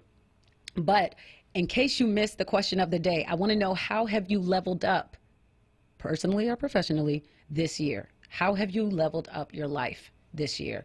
And by level up, I simply mean, how have you improved your life? It can just be one way. Maybe you got a whole checklist. Shout out to Falami. Like, sis was improving on a bunch of different fronts. Clearing house, shedding weight, in terms of emotional, mental, spiritual, all of that. And I tell you, when you start making moves like that in your life, what you're really doing is creating space and opportunity for new things, new blessings to come. So that's why I told Falami that I'm really excited about her 2020, because what she has just said to God, what she's just said to the universe, whatever, is I'm ready for more, I'm ready for better. And I was willing to let go of that which no longer served me. And when you say that, when you show that in your actions, oh, baby, they respond. They respond. And next thing you know, slowly but surely, you see new good and better things coming into your life. I'm a witness to that. But anywho, I got to be a witness to these messages. So you're in the lounge on WURD Radio, 96.1 FM, 900 AM. I'm your host, Sincerely Sarita, and we'll be back after these messages. Brothers and sisters! Don't miss The Source Weekdays 10 a.m. to 1 p.m. on WURD Radio. WURDradio.com and the WURD Radio app. Want the latest in WURD swag? Check out the shop tab on WURDradio.com. Hoodies, tees, and more in a variety of colors. The shop tab on WURDradio.com. Show the world that you're all about black. Talk Media. In Philly, children as young as 2 are being lost to gun violence. Man Up PHL is bringing brothers together to stop the shooting. So join me, Solomon Jones, and brothers from all over the city, November 18th, 6 p.m. at Community College of Philadelphia's Winnett Student Life Building, 520 North 17th Street for Man Up PHL. For more information, go to WURDradio.com. Man Up PHL, it's time to stop the shooting.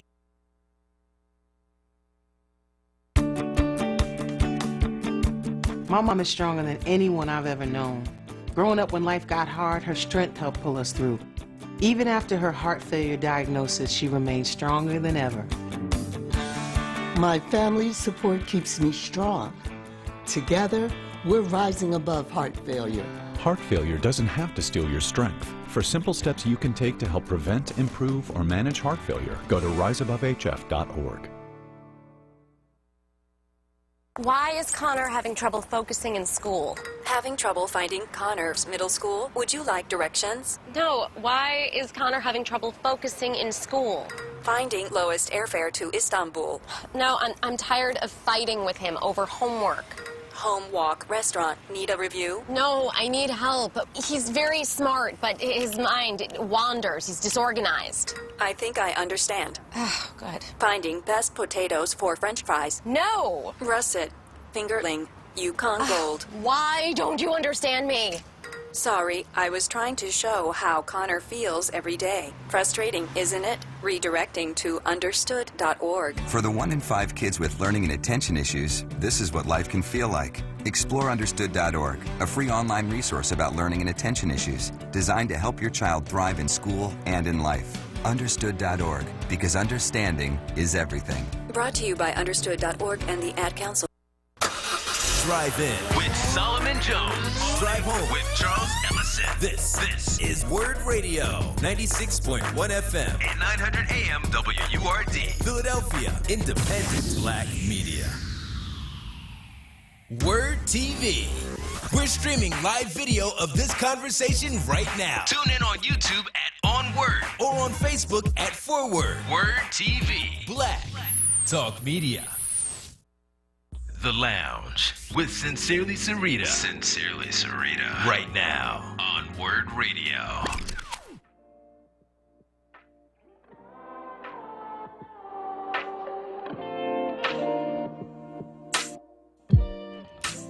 I've learned many lessons.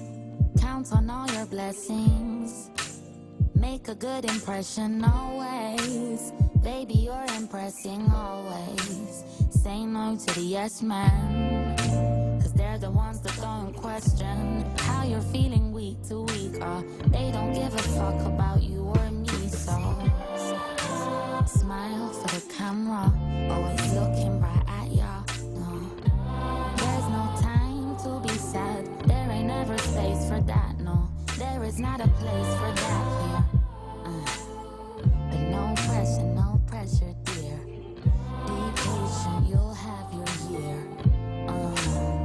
Someone fills up your diary. Can you just turn up on time, please? And make something we can vibe with, no pressure. 1,500 for the studio, but no pressure. No pressure, no pressure. You ain't never liked me, 'cause you ain't seen nobody like me. Can't go wrong with the right team, no pressure. You ain't never gonna get no better. No better, no pressure, no. They'll never give you something for nothing. I'll always give you something for loving, more than you touching. Don't miscall my bluffing. You're everything they need, they want in. Turn up on the carpet, now they wanna start shit. hit regardless. Yeah, yeah, yeah. You ain't never had enough. No, you can't ever have enough. You put your name down, what you expect when you sign that signature. Don't let them build you up to shelf you now. Don't you ever lose your crown. All the real ones around you. No pressure, someone fills up your diary. Can you just turn up on time, please? And make something we can vibe with, no pressure. 1500 for the studio, but no pressure. No pressure, no pressure. You ain't never liked me, cause you ain't seen nobody like me. Can't go wrong with the right team, no pressure. You ain't never gonna get no better. No better, no pressure. Someone fills up your diary. Can you just turn up on time, please? And make something you can fight with, no pressure. 1500 for the studio, but no pressure. No pressure, no pressure. You ain't never liked me, cause you ain't seen nobody like me. Can't go wrong with the right team, no pressure. You ain't never gonna get no better. No better, no pressure. You ain't never gonna get no better. That's Mahalia with No Pressure. You're in the lounge on WURD Radio 96.1 FM 900 AM. I'm your host, Sincerely Sarita. Happy World Kindness Day to you. If you didn't know, it is World Kindness Day. And it's only 9:03 p.m., right? So if you have not yet, I don't know, done some random or intentional act of kindness, there's still time left in the day to do that. It really takes nothing to activate this superpower, right? Kindness is a superpower, y'all. But it really doesn't take much. It could be a phone call. It could be a social media post. It could be like something as simple as a hug. Our world would just be a little bit better, if only for a day. Like, if we just all activated. Like, imagine if at the same time everybody was just kind to each other, how powerful that could be. But like I said, there's still time left in the day. So, you know, if you haven't gotten your act of kindness in, go ahead and do something. Call your grandma. You ain't talked to your grandma in a while. Okay, call and check in on your kids, see how they're doing, tell them you love them, all of that good stuff.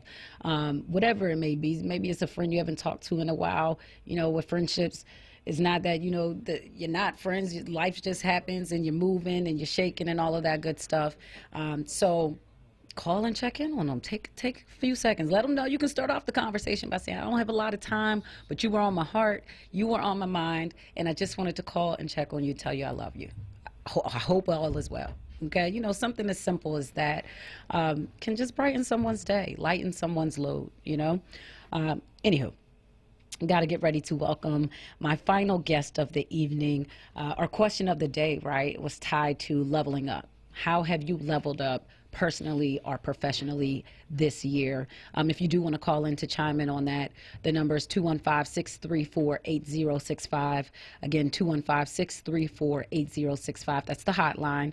You can also call in toll free, 866-361-0900. Again, 866-361-0900. And if you are tuned in to Word TV over on Facebook, then you can just drop your response in the comments section, and I'll give you a shout out, right?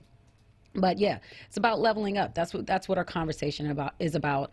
And I mentioned earlier that my Dub C Dub is our 9 p.m. guest. Her name is Melody Span Cooper. She's chairman of Midway Broadcasting Corporation, which houses WVON 1690 AM, right? It's the oldest black-oriented radio station in Chicago. And you may recall back in March, we ran a contest called #LevelUp, a celebration of women who got next. And that contest was really a joint production of the Independent Black Media Consortium. It's also known as IBMC, which is a network of 3 leading African-American owned and operated commercial radio stations in the nation, right? So that includes WORD, that includes KJLH out in Los Angeles, and WVON in Chicago. And so the contest spotlighted emerging black women leaders between the ages of 18 and 35 who are living in Philly, LA, or Chicago. And 20-year-old Martine L. Augustin was the Philly winner. And I mentioned that you know, Melody was my Women Crush Wednesday.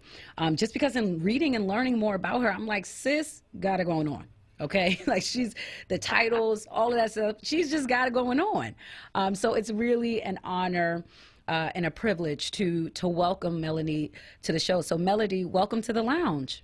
Thank you so much. I'm honored to be here, and congratulations on the lounge. Yes. I love that name, the lounge. Thank you.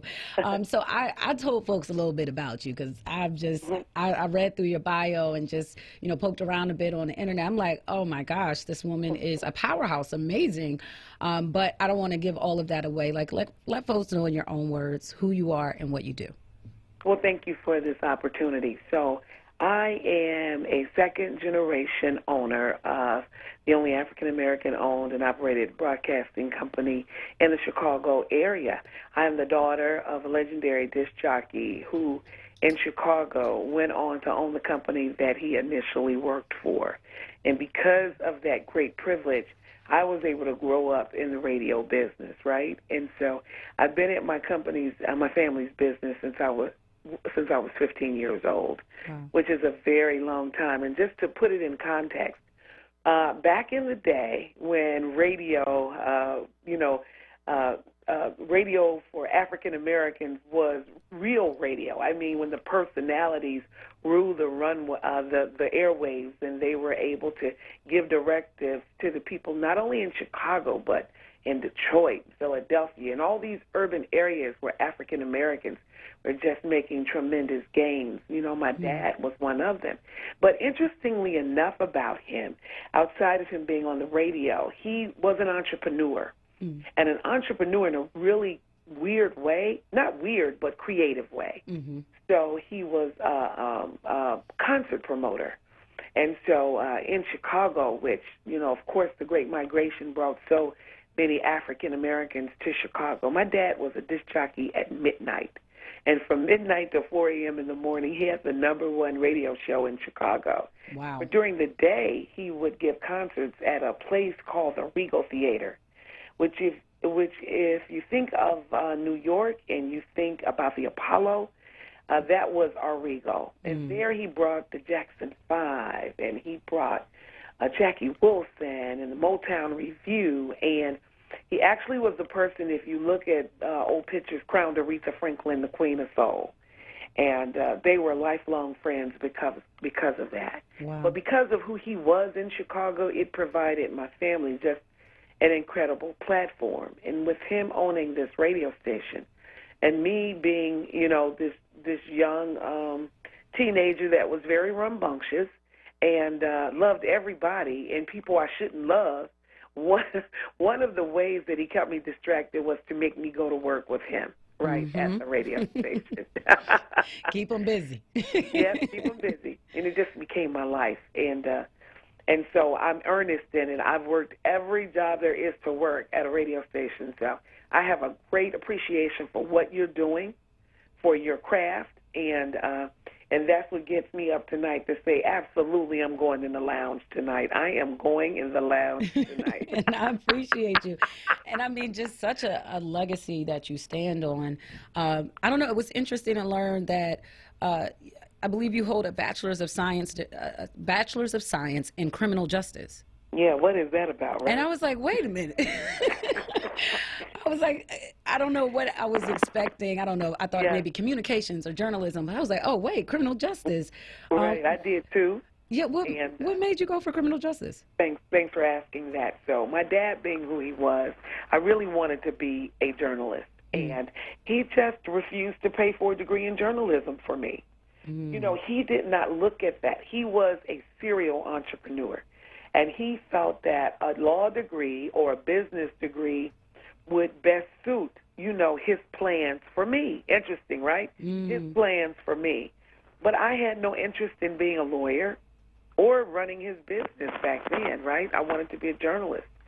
And so I went to school following his rules.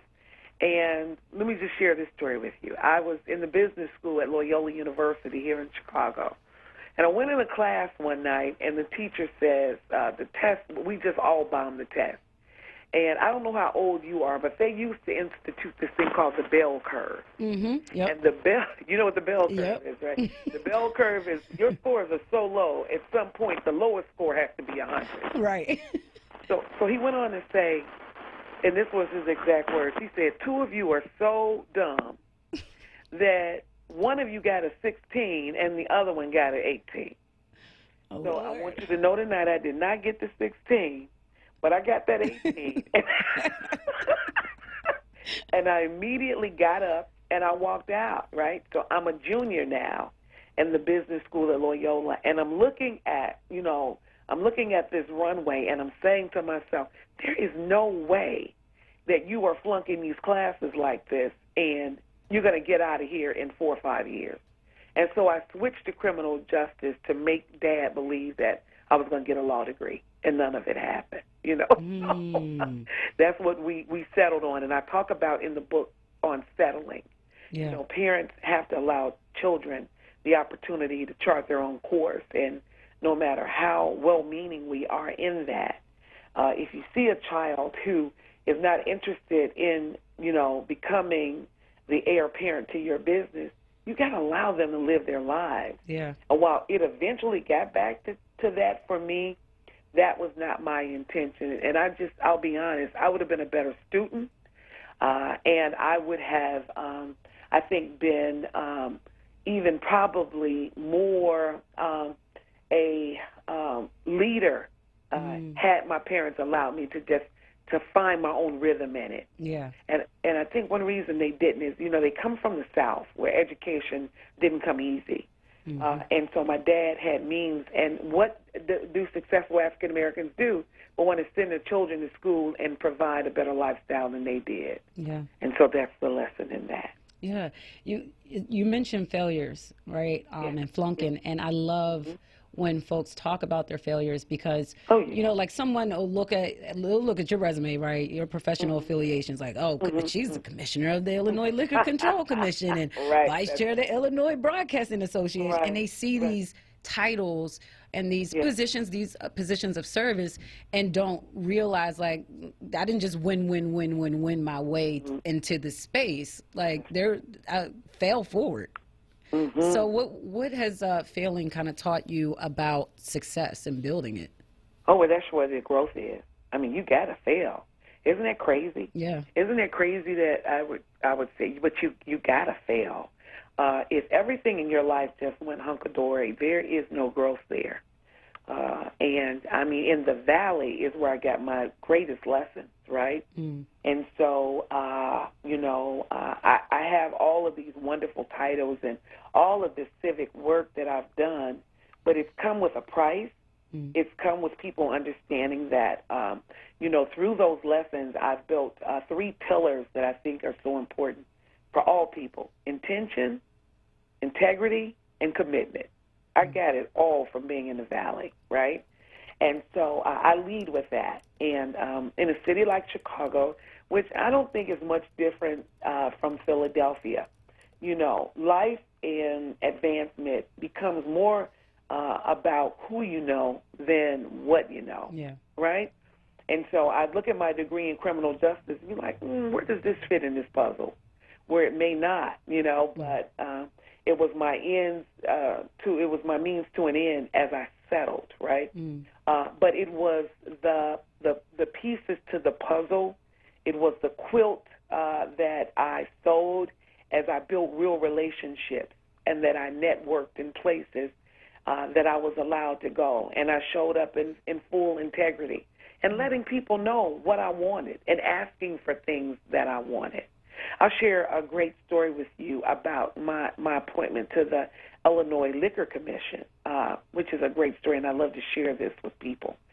And so being in Chicago and being hyper-local, of course, and being at an urban talk station where 97% of the people vote, I'm going to know the people who are running for political office, right? Mm-hmm.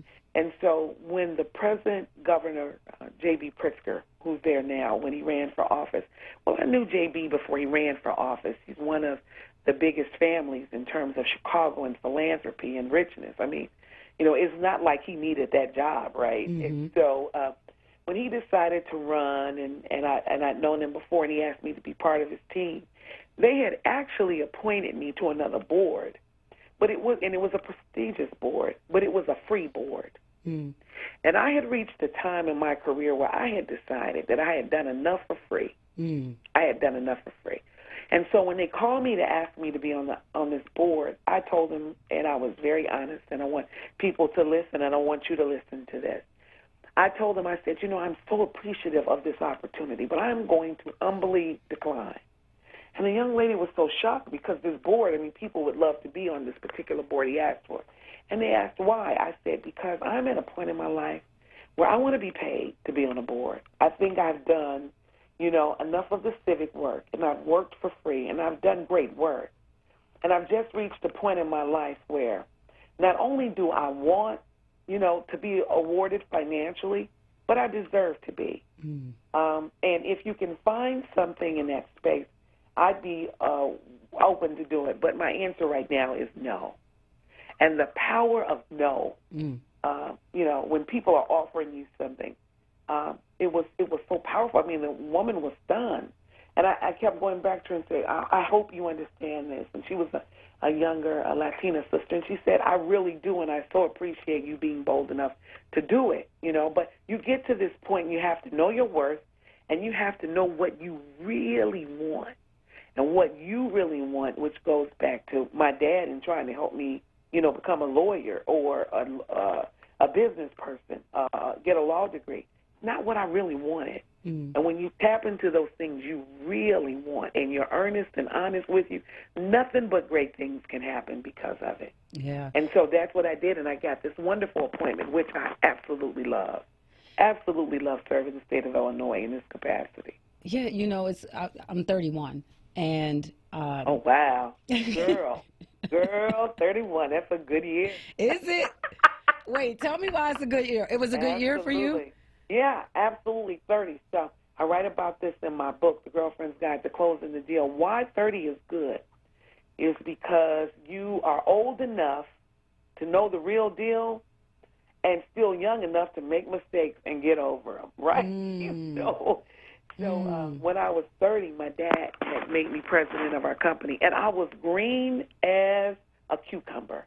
I just was not ready. And I felt insecure and inferior to anybody that I would sit at the table with as a young black woman that's 30 years old, right? At the table with these big powerhouse executives that were in media, with Chicago being the third largest market. Yeah. And I talk very honestly in this book. I want you at 31 to make 30 your new 50. Now, that sounds crazy, right? Because all of us in our 50s want to be 30, right? But I want you to make 31 your new 50. And what do I mean by that? I want you to show up in your fullness. I want you to be confident in your beliefs. When you sit at tables with powerful people, I want you to share. I want you to know that your opinion and what you're bringing and your value is just as important as anybody sitting around that table. And when you step in that, when you are bold in that, and you know who you are. I didn't know who I was at 30. I really didn't. Because if I did, I'd probably be the first black female United States president, if I knew then, right? But I didn't. Yeah. And as especially women of color, as African Americans, we don't. We show up. We're brilliant, but we don't. At least I didn't. I didn't feel confident to share with mostly men colleagues, executives, white men colleagues, although I had great thoughts. And so I really encourage women in this book to find their voice and speak up and be bold in it. Be confident. Even if you're wrong, it's okay. It's your truth, and it deserves to be heard. I love it. Well, I'll tell you what, we got to take a quick break. But, loves, if you're just tuning in, I'm chatting with Melody Span Cooper. And she has a new hat that she's wearing now amongst all the other ones, and that is author. She has her first book that she released this year. It's titled The Girlfriend's Guide to Closing the Deal. So we got to take a quick break. But when we come back on the other side, we're going to dive into this book. I want to know, Melody, how did the concept for this book come about? What was the moment when you realized, I need to write this down? I need to get this info to the masses. And so we'll talk a bit about that. So, love, stay tuned. You're in the lounge on WURD Radio 96.1 FM 900 AM. I'm your host, Sincerely Sarita, and we'll be back after these messages. EcoWord. Wednesdays on Reality Check with Charles Ellison. 4 p.m. till 7 p.m. Right here on Word Radio. And WordRadio.com. Wincoat Wellness is changing the way the world ages by redefining home care. Wincoat Wellness makes it possible to achieve independent living through companion care. If you or someone you know has a loved one who is in need of home care services, the enrollment process is seamless. Give them a call at 215-277-5914 to begin enrollment with their dedicated team or home care associates, and before you know it, you'll be receiving care. Call now, 215-277-5914. This is Word Radio. Independent Black Media. Tom has been a teacher for over 40 years. One day, I think one of the students had asked the question and he didn't remember the answer. And I also noticed that he was letting his class out earlier than they were supposed to let out. I was really starting to worry. Levi and I talked about how it would change our lives, but he was there beside me. When something feels different, it could be Alzheimer's. Now is the time to talk.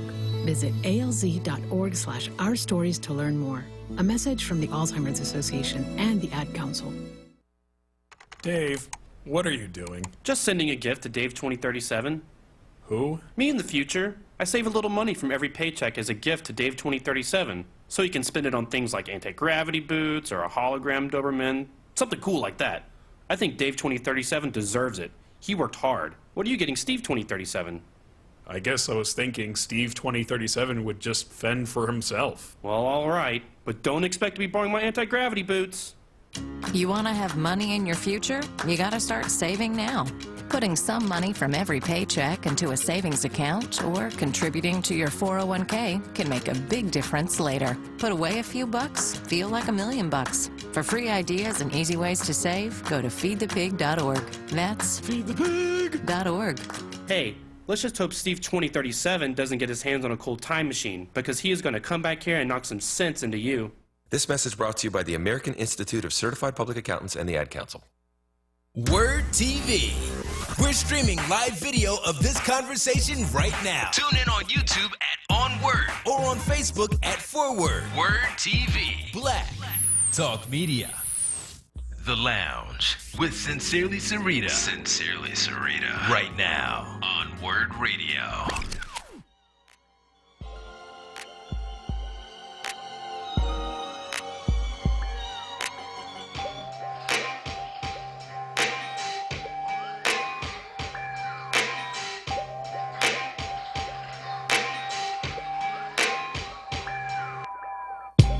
In your secret places, Lord, you always seem to find me.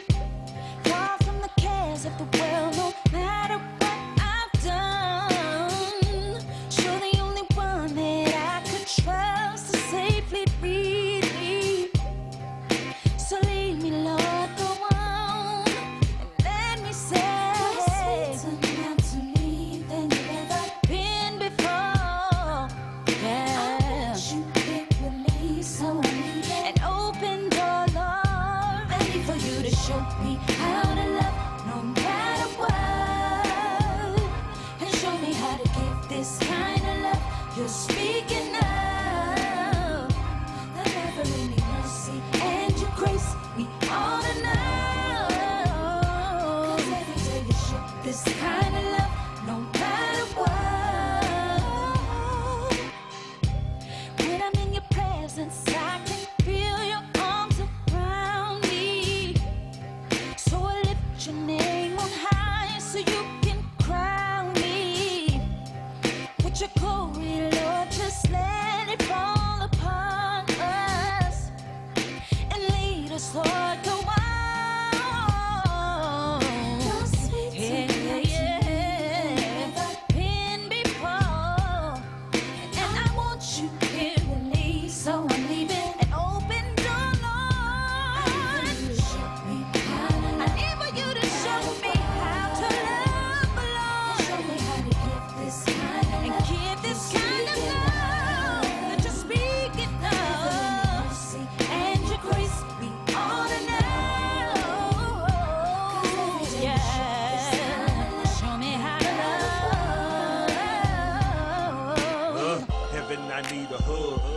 show me love, the kind of love from above that you're thinking of. Although I'm so thug, shawty, I'm so hood. I trade my life for you, your mercy do me good. Cause in your secret place, that's where you find me. And when you whisper doubt, get thee behind me. True love it by me, we got it going on. Send me your love song, I got love, y'all. Show me how to love you, Lord, yeah. And show me how to give this love you speak of. And your grace, we ought to know. 'Cause every day you show me how. No matter what you're speaking of. And your grace, we ought to know. No matter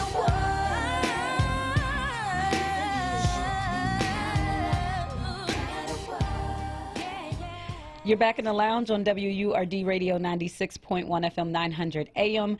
That was Deborah Killings with Show Me How to Love. I'm your host, Sincerely Sarita. It's Women Crush Wednesday, so shout out to all of the women out there walking the walk, talking the talk, and empowering other women to do the same. I've been chatting with Melody Span Cooper. She's chairman of Midway Broadcasting Corporation, which houses WVON 1690 AM. It's the oldest black-oriented radio station in Chicago, and that's where she's calling in from. But Melody wears a new hat, and that is author. She has recently released her first book. It's titled The Girlfriend's Guide to Closing the Deal. And so we're going to chat a bit about that now. So Melody, let me ask you this. Why did this book need to be created?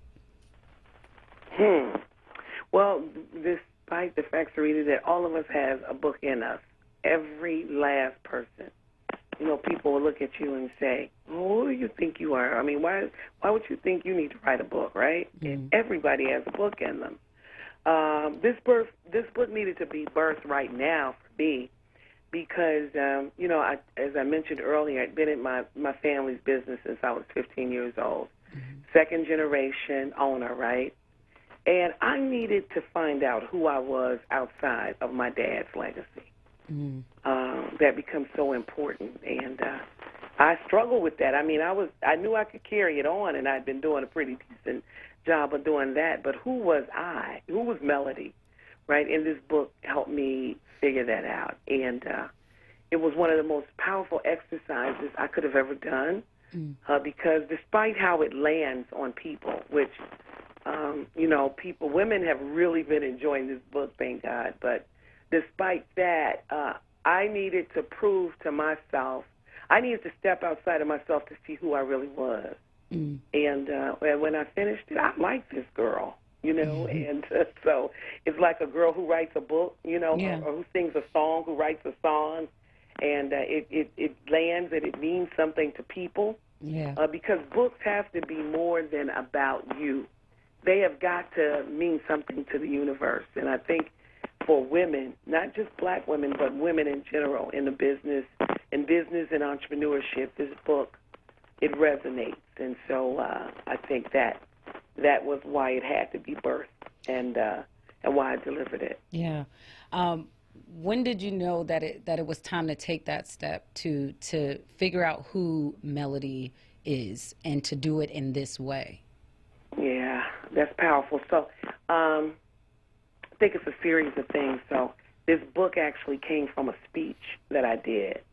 It was right after Hillary Clinton lost the election. And there's this organization called NABO, National Association of Women Business Owners. It's actually a group of mostly white business women, right? And they called and asked me to do a speech, to keynote their speech here in Chicago. And when they first called, Sarita, I thought they were calling for Melody Hobson. So I'm like, are you sure you're calling the right Melody, right? And they were like, no, it's you. And it became a challenge for me on two fronts. Number one, I thought the Hillary Clinton, I knew that it was so powerful that it was going to change who we were as women. her loss would. It was going to be a defining moment for women.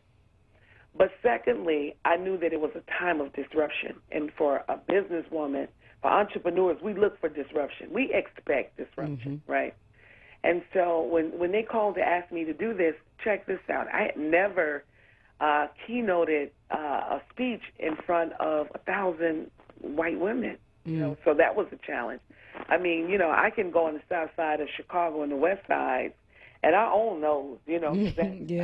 That's where I grew up. But to go downtown to the Four Seasons Hotel, and would my message resonate, right? And so I wrote this speech called The Girlfriend's Guide to Closing the Deal, and I delivered it. And Sarita, these women stood in line for 2.5 hours after that. Wow. What I realized is that what we experience, our white sisters experience. You know, at sitting at the table when you're looking for equity and trying to find our voice at the table and trying to find our value at the table. You would think it's different, but you know how we go to church and when someone agrees with us, they say, amen. Amen. You know, amen. Won't he do it? right. Won't he do it? Hallelujah, right? Well, these white women, you can hear them moaning like, you know, like, oh, right? And so stood in line for 2.5 hours, and all of them, probably without fail, probably 95% of the women said, Melody, you got to write this book. You got to write this book. And that began my journey to writing this book. It took me 2.5 years to deliver this book. And from that speech until I delivered it happened the Me Too movement, happened Kavanaugh, happened R. Kelly, happened so many other things that I ended up putting in that, because that's all of the pieces to us as women in a professional setting. And so all of that made the cut of this book. Yeah. And, So for you, like, what were some of the more important pieces to, let me step back. The concept of the book in general is what? The concept of the book in general is for women to, as you talked about earlier, the campaign we do is to level up, is to find your voice and to sit at the table of opportunity, understanding that you bring value and that you want to close some deals, and you are as much a part of that process as anybody else sitting up there. Yeah. You know, the negotiating table becomes better when women are there because we bring something that men don't have, and that's the nurturing. That's the gray area. Men are black and white. They're black and white, you know. We find the gray area and allow them to understand it from a different perspective that will lift anything that they're getting involved in. And that's why we're such a necessary component to the table. And I talked about that in the book. I talked about women in every chapter of this 10-chapter book ends with ways in which you can perform to increase your viability, right? And so I talk about how to have your voice heard. I talk about how to friend up and picking your friends. I talk about, you know, becoming part of the Old Boy Network, you know, not being isolated from that. I talked about concentrating on those things that we do great. You know, sometimes we want to do everything, right? You don't need to do everything. Just do the things you do great in order to move, you know, ahead. Yeah. And so it's just full of just things that I've learned. And what I love about it, it's informal. That's why it's the Girlfriend's Guide. It's not, you know, heavy. Yeah. It's enjoyable. You can get some wine and sit back, and you're not going to want to put this book down, you know. So, you know, it's delivered in that way. I talked about social engineering and networking, you know, how important networking is. People believe that when we network, we go to events, and because we show up and we met a couple of people, we're networking. That is not networking. It's just not. I mean, enough with the chicken eating. It's just enough with it, right? You have to strategically network, and when you get to those places, I talk about in the book that it is more important that you talk about the person that you're engaging than yourself, because that's what they remember. I'll share a quick story with you. About 12 years ago, Jamie Dimon, who is the head of Chase Bank. I don't know if you saw 60 Minutes. He was on there this past Sunday. Jamie Dimon is head of Chase Bank, all over the world. He was in Chicago for a long time, and one day in Chicago, he had done something with some stock, and he made $44 million, right? And so I was at a restaurant one night, me and two other young ladies, and all of a sudden, Sarita, all of these Cadillacs start turning the corner. It's just people jumping out of them, and one of them was Jamie Dimon. And he comes in this restaurant we're in, right? And they ushered him to the back because they were having a meeting. And I sat there because everybody's in awe. That's like, they're whispering, that's Jamie Dimon, that's Jamie Dimon. So we sat there long enough for them to have celebrated or do whatever they were doing. He was on his way back. And when I saw him, and two, champagnes later, I say, hey, Jamie, and he looks. And he comes over to the table, right? Mm-hmm. And so immediately the young ladies that I was with, they started talking about their businesses. They start, they were pitching him because they know they only had a short minute, and that's traditionally what people do. They immediately start talking about themselves. And then I looked at him and I said, hey, Jamie, I want you to teach me how to make $44 million in one day. Because that was what was on the front of the newspaper, that he had made $44 million in one day. And he looks at me and he says, you call me tomorrow, right? So I got a response that the other ladies did not do. Now, back then, I was your age. I was 31, so I didn't call him. What? I just didn't. I was intimidated. I was insecure. I'm just being honest. Yeah, I'm like, oh, my God, Jamie Dimon. Like, oh, wait. Call him, right? Right? So I didn't call him. But I would tell you, if that ever happens to you, I want you to make that call. Because of that exchange, I would be the only one he would remember. Because think about it. All day, people are asking him for something, right? They're trying to pitch their idea. At what point does something seem interesting to a man who talks about everything? And because I asked him to teach me something, teach me how to be successful like you, he was like, oh, call me tomorrow, right?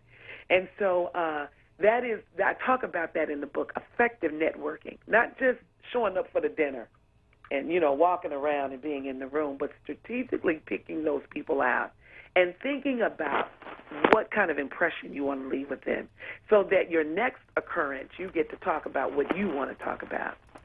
That's what I talk about in the book. Yeah, that's good stuff. Seriously. You like that? Yes. I don't know if you still got his number. I think it might be worth, circling back. Jamie, how you doing? What's up? Hey, Jamie.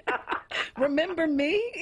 Right, No, but we got to take a quick break, and when we come back on the other side, we got a short final segment, and in that, I want to dive in a bit to this concept of friend up.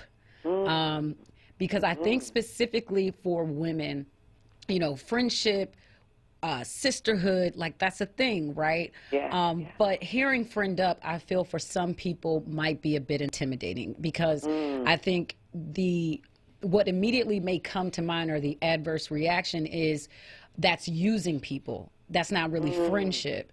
And I want us to just touch on that a little bit to make sure folks know there's a difference.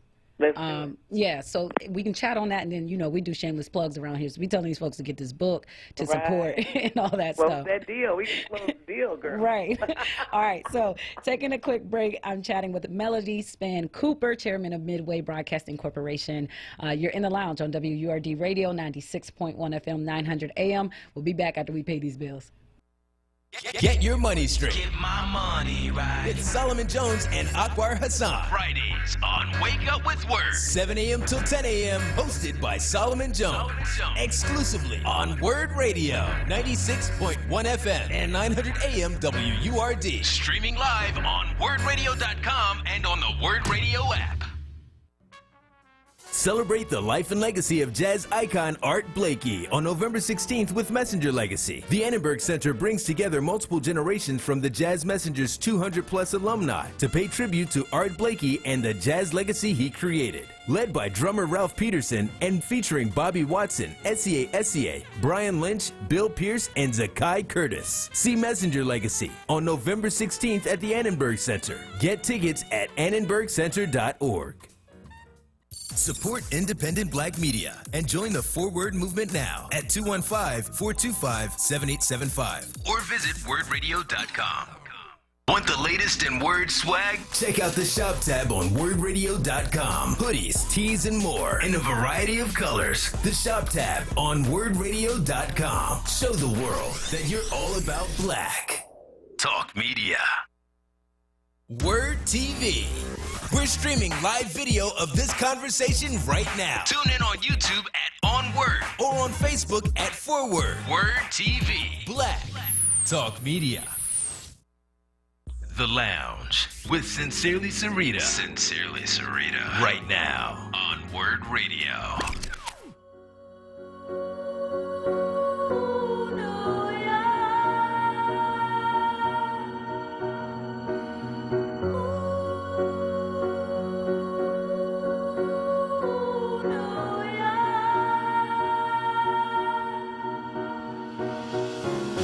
Grew up in a town that is famous as a place of movie scenes.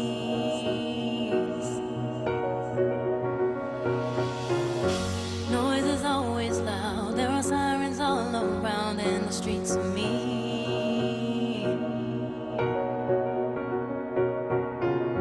If I can make it here, I can make it anywhere, that's what they say.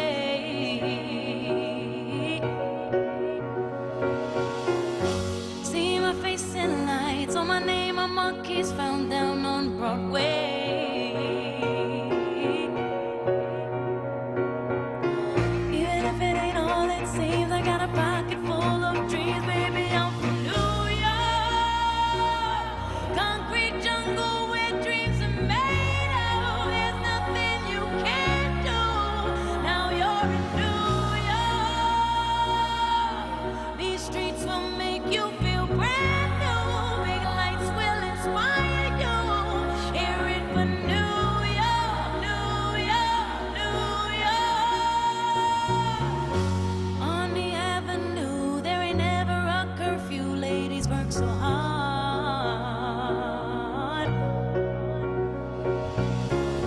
Such a melting pot on the corner selling rock. Preachers pray to God.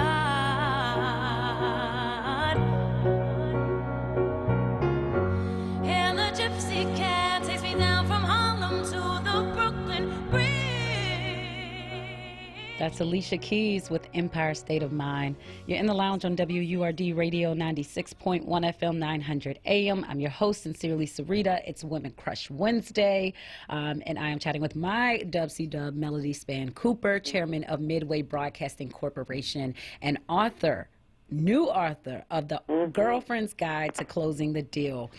So Melody, before break, we were talking about this concept that you have in the book of friending up. And I think for, just some folks, that might be like a tender spot, like, wait a minute. That sounds like using people and not being authentic and, just having a private agenda or motives. Break down, just a little bit, because they need to get the book to read to get the full dose. But like this idea of friend up. Yeah. So, it's okay to use people. We all have to use one another at some point or another, just as long as you don't abuse people. That's the difference, right? There's a difference there. And so I talk about the first chapter of the book called Queen of the Circle. Queen of the Circle. So my mother only had one job in her entire life. She worked for 2 years before, my dad really kind of, started really taking off in his career. So she was a stay-at-home mom. And Sarita, back when I was, growing up, the Jackson 5 were it. Okay, that was it, right? And so they were appearing at the amphitheater here in Chicago, about a 30,000-seat arena. And because my dad was who he was, I got box seats so I could take 9 of my girlfriends. So the 10 of us took off there, right?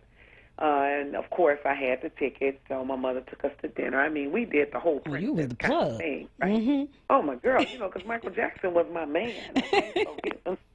So understand that, right? And so 2 or 3 days later, if people always talk about Beatlemania, like when the Beatles arrived nothing was more crazier than the Jackson 5 in my day, right? So 2 or 3 days later, I was talking to my mother about it and how much fun it was, and just, it was the biggest night of my life at 7 years old, 8, however old I was. And she looked at me and she said, you know what, Melody? You have become the queen of your circle, so I want you to find another circle. Right. I only remember her telling me that because she would tell me throughout my life, right? And I was like, Mom, what are you talking about? She said, I want you to find somebody who will take you to see the Beatles. I'm like, who wants to see the Beatles?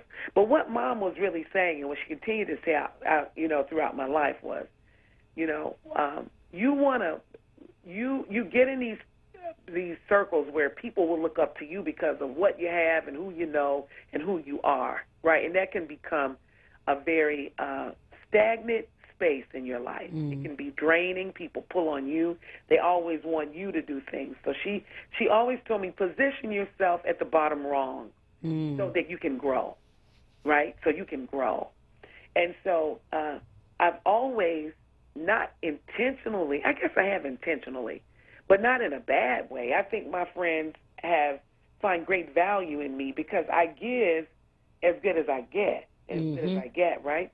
But I find people, I try to surround myself with people who I aspire to not be like, but be like. What do I mean? I use this as a perfect example. My friend Louis Carr, who is president of sales for BET. Louis comes from Chicago, and he's had a uber successful career at BET. And I never forget going to his home in Boca Raton in Florida. I was amazed by it, Sarita, because I know how well he lives in Chicago, right? And so to see him live as a second home, it's like, wow, right? And I'll never forget Louis. After I walked through his house, I said, Louis, how do you do this? And I won't say the exact words he used on the radio, but he said, Melody, I'm the brokest Negro I know, right? And someone who takes that the wrong way would say, well, he spent all his money trying to keep up with the Joneses. No, what Louis was saying, if you think I'm living well, you should check out my friend. Right. You should see who I roll with. I'm trying to get like them. Friends, right? Yeah. And so that makes you aspire to want more and to be more. And so put yourself in a place where you're always learning, where you always have the potential to grow. And I'll be honest, my friends that I grew up with, I still love them. We still hang out.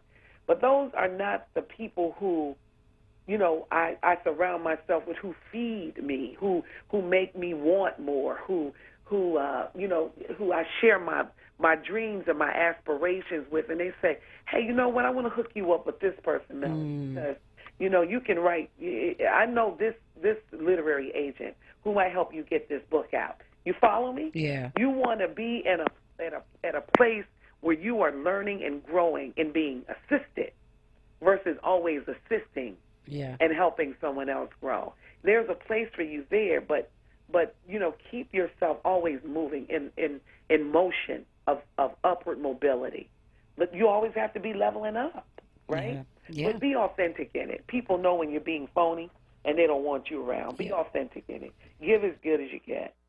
See, this is why they need to get the book, The Girlfriend's Guide to Closing the Deal, because that's just a little snippet of it. That's not even like that's not even the full deal of the deal.